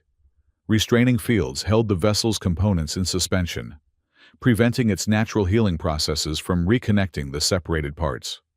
"Monsters," Lyra whispered, horror evident in her voice. "How could they do this to a living being?" Ethan approached the nearest control console, anger burning through him at the sight of Lumaris's torment. The vessel was conscious, despite its dismemberment, its awareness fragmented, but persistent. He could feel its recognition of him as a compatible pilot, followed by desperate hope. "We're getting you out of here," Ethan promised, both aloud and through the psychic connection he could now establish with all Australis technology. "Just hold on a little longer." The station's security systems were adapting to their presence, the initial shock of their assault wearing off as Combine protocols activated emergency responses. Through his link with Feralis, Ethan sensed multiple armed teams converging on their position, accompanied by specialized countermeasures designed to neutralize biogenic energy fields. "We need to hurry," he told the boarding team. "Lyra, work with me on disabling these restraining fields. The rest of you, secure our exit route." The control systems were complex, designed specifically to contain an Australis vessel. But with the knowledge imparted by the ancient station and Lyra's intuitive understanding of Antaran technology, Ethan managed to identify the critical nodes. One by one, they deactivated the restraining fields, allowing Lumaris's components to drift together. As soon as the final field collapsed, the vessel's natural healing processes activated. The separated sections began to reintegrate, biogenic material flowing like liquid metal to reconnect neural pathways and energy conduits. It was both beautiful and unsettling to watch. A living ship literally pulling itself back together after being dissected like a laboratory specimen. "Incoming," warned one of the descendants monitoring their perimeter. "Heavy security, armed with pulse disruptors." Ethan nodded grimly. Pulse disruptors would temporarily neutralize their biogenic fields, leaving them vulnerable to conventional weapons. "Fall back to Feralis," he ordered. "I'll complete the process here and follow with Lumaris." Lyra hesitated. "We won't leave you behind." "You're not," Ethan assured her. "But Lumaris needs time to heal enough for transport, and someone needs to cover your retreat. Feralis can protect me through our link even at this distance." Reluctantly, Lyra led the boarding team back toward their docking point, engaging the security forces just enough to draw their attention while creating a path for eventual escape. Ethan remained with the reforming Lumaris, channeling additional biogenic energy through his connection with Feralis to accelerate the vessel's healing. As the ship's components reintegrated, Ethan felt its consciousness strengthening, becoming more coherent. Like Feralis, it communicated not in words, but in impressions and emotions, gratitude, determination, and a burning desire for freedom after years of captivity and experimentation. "Almost there," Ethan encouraged as the vessel's hull approached completion. "Just a little more." A massive explosion rocked the research module, the concussion throwing Ethan against a console. Through his link with Feralis, he sensed what had happened. The Combine had deployed capital ship weapons against the station itself, sacrificing the research module to prevent Lumaris's escape. The chamber's integrity was failing, atmosphere venting into space through multiple breaches. Ethan's biogenic field protected him from vacuum, but the structural collapse would soon crush everything inside regardless of atmospheric protection. "No time left," he told Lumaris, approaching the now mostly reconstructed vessel. "We need to go now, ready or not." The ship pulsed acknowledgement, extending what appeared to be a docking tendril, similar to how Feralis created entry points. Ethan grabbed it, and felt himself being drawn inside as explosive decompression consumed the chamber around them. Inside, Lumaris was chaos, systems half-formed, neural pathways partially connected, the entire vessel struggling to maintain integrity while completing its healing process. But it was alive and mobile, which was all that mattered in this moment of crisis. "Feralis," Ethan called through their neural link, which remained active despite the distance and interference. "Lumaris is free but damaged. We need extraction, now." The response came not as words, but as action. Ethan felt Feralis disengaging from the station, maneuvering to intercept Lumaris as the newly freed vessel emerged from the disintegrating research module. Through the viewports of his temporary sanctuary, Ethan watched as the familiar obsidian shape of Feralis approached, crimson energy pulsing along its hull in what he recognized as combat configuration. Combined forces had reorganized, multiple attack craft now engaging both Feralis and the more distant Volaris. But the living ships moved with a coordination that no conventional fleet could match, anticipating each other's actions without need for communication protocols or command structures.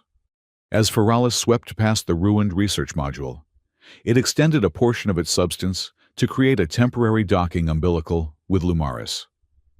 The wounded vessel accepted the connection gratefully, allowing Feralis to take partial control of its navigation while continuing its internal healing. Ethan felt the moment when Feralis's consciousness touched his again, like coming home after a long absence. Through their reunited link, he directed both vessels away from the station, accelerating toward the rendezvous coordinates where the Volaris would meet them after completing its diversion. The combined forces pursued, of course, capital ships launching waves of fighters while positioning for long-range weapon strikes. But with two Astralis vessels working in tandem, guided by Ethan's enhanced capabilities and the Architect's ancient knowledge, they were able to evade the worst of the assault while maintaining their escape vector. They reached the rendezvous point just as the Volaris appeared, completing its own fighting retreat with scrubs and the diversion team safely aboard. Together, the three living ships aligned for a synchronized jump, not to the dark shell this time, but to a new destination, one the Architect had identified from the ancient station's data. As the jump sequence initiated, Ethan took a final look at the Combine fleet, growing more distant behind them. They had succeeded. Lumaris was free. All three teams had survived, and they had struck a blow that the Combine could neither ignore nor easily explain away. The vessels made the transition to jump space, leaving normal reality behind, through their neural link. Ethan felt Feralis's satisfaction, the Architect's approval, and beneath it all, Lumaris's profound gratitude.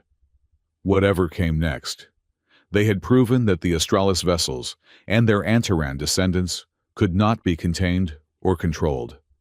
They emerged from jump space near an unremarkable star at the edge of the scattered fringe, a system with no habitable planets or valuable resources, overlooked by the major powers that divided the galaxy between them. But according to the ancient station's data, this system held something far more valuable than planets or minerals: a hidden Antaran outpost, one of several established as emergency refugees during the final days of the biogenic war. The outpost was built into a small, rocky moon, orbiting the system's fifth planet, a gas giant whose radiation and gravitational influence helped mask the facility from casual detection. As they approached, automated systems recognized the Astralis vessels and activated a docking bay concealed beneath the moon's cratered surface. Inside, they found not ruins, but a perfectly preserved base, maintained for centuries by autonomous systems designed to endure until the return of those who carried Antaran genetic markers. Living quarters, medical facilities, agricultural sections, even educational repositories, everything needed for a community to establish itself and thrive. "A new beginning," Lyra breathed as they explored the outpost. "A place where we can live freely, without hiding or pretending to be something we're not." "More than that," the Architect added, its childlike projection walking beside them. a base from which to awaken the remaining vessels and fulfill the true purpose of the Australis project. In the days that followed, they transferred the rescued descendants to the outpost, including those who had been kept in stasis pods. Under the advanced medical care available in the Antaran facility, even the most severely traumatized began to recover, their unique genetic heritage responding to treatments designed specifically for their physiology. Lumaris continued its healing as well, its systems gradually reintegrating under the guidance of the architect. Though it would be weeks before the vessel was fully operational again, its consciousness was intact and increasingly coherent, a testament to the incredible resilience built into the Australis design. A month after establishing themselves at the outpost, Ethan called a council meeting to discuss their next steps. Representatives from the descendants, the architect, and mental projections from all three vessels gathered in what had once been the outpost's command center. "The Combine knows we exist now," Ethan began without preamble. "They'll be hunting us with everything they have, and they'll have alerted other corporate powers about the Australis vessels. We need to decide what we do next." "We complete the awakening," Lyra suggested immediately. "Return to the Dark Shell and revive the remaining vessels." "And then what?" Ethan asked. "We can't hide forever, and we can't fight the entire galaxy." The architect's projection stepped forward. "Perhaps neither hiding nor fighting is the answer. The vessels were created to maintain balance, not to dominate. Their power lies not just in their combat capabilities, but in their potential to connect, to communicate, to bridge understanding between different forms of consciousness." "You're suggesting diplomacy," one of the other descendants asked skeptically. "After they imprisoned and experimented on us? After they dissected Lumaris like a laboratory specimen?" "Not traditional diplomacy," the architect clarified. "Something new. The vessels can demonstrate that power need not equal domination, that advanced technology can serve to protect rather than control." Ethan considered this. "A third path," he said slowly. "Neither hiding in the shadows nor challenging the established powers directly. Instead, we position ourselves as guardians of balance, intervening when necessary to prevent any single entity from achieving absolute dominance, but otherwise allowing natural development to proceed." "The Antaran way," Lyra added softly. "The path our ancestors chose before the war corrupted their vision." The discussion continued long into the night. Perspectives from descendants, vessels, and even scrubs contributing to a vision of what their small but extraordinary community might become. By morning, they had reached a consensus, one that honored both their heritage and the realities of the galaxy they now inhabited. They would awaken the remaining vessels, yes, but gradually, carefully matching them with compatible pilots from among the descendants who demonstrated the necessary psychological qualities. They would establish a network of hidden outposts, similar to the one they now occupied, creating safe havens for consciousness that existed outside the corporate-dominated mainstream. And when necessary, when genocide threatened, when sentient rights were violated, when any power sought absolute dominance, they would intervene, not as conquerors, but as counterbalance.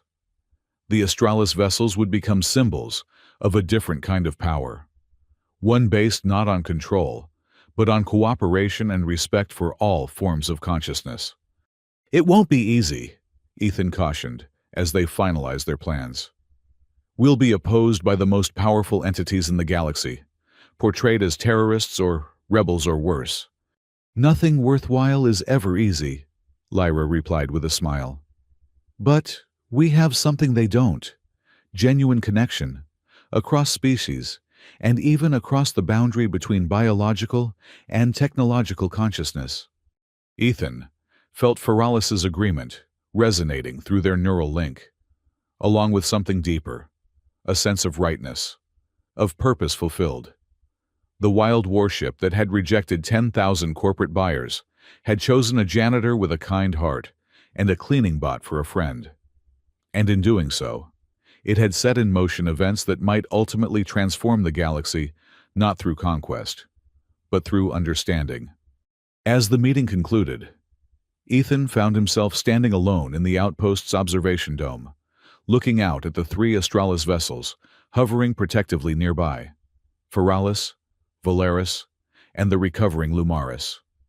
Once they had been weapons, created for a war whose causes had been forgotten by most.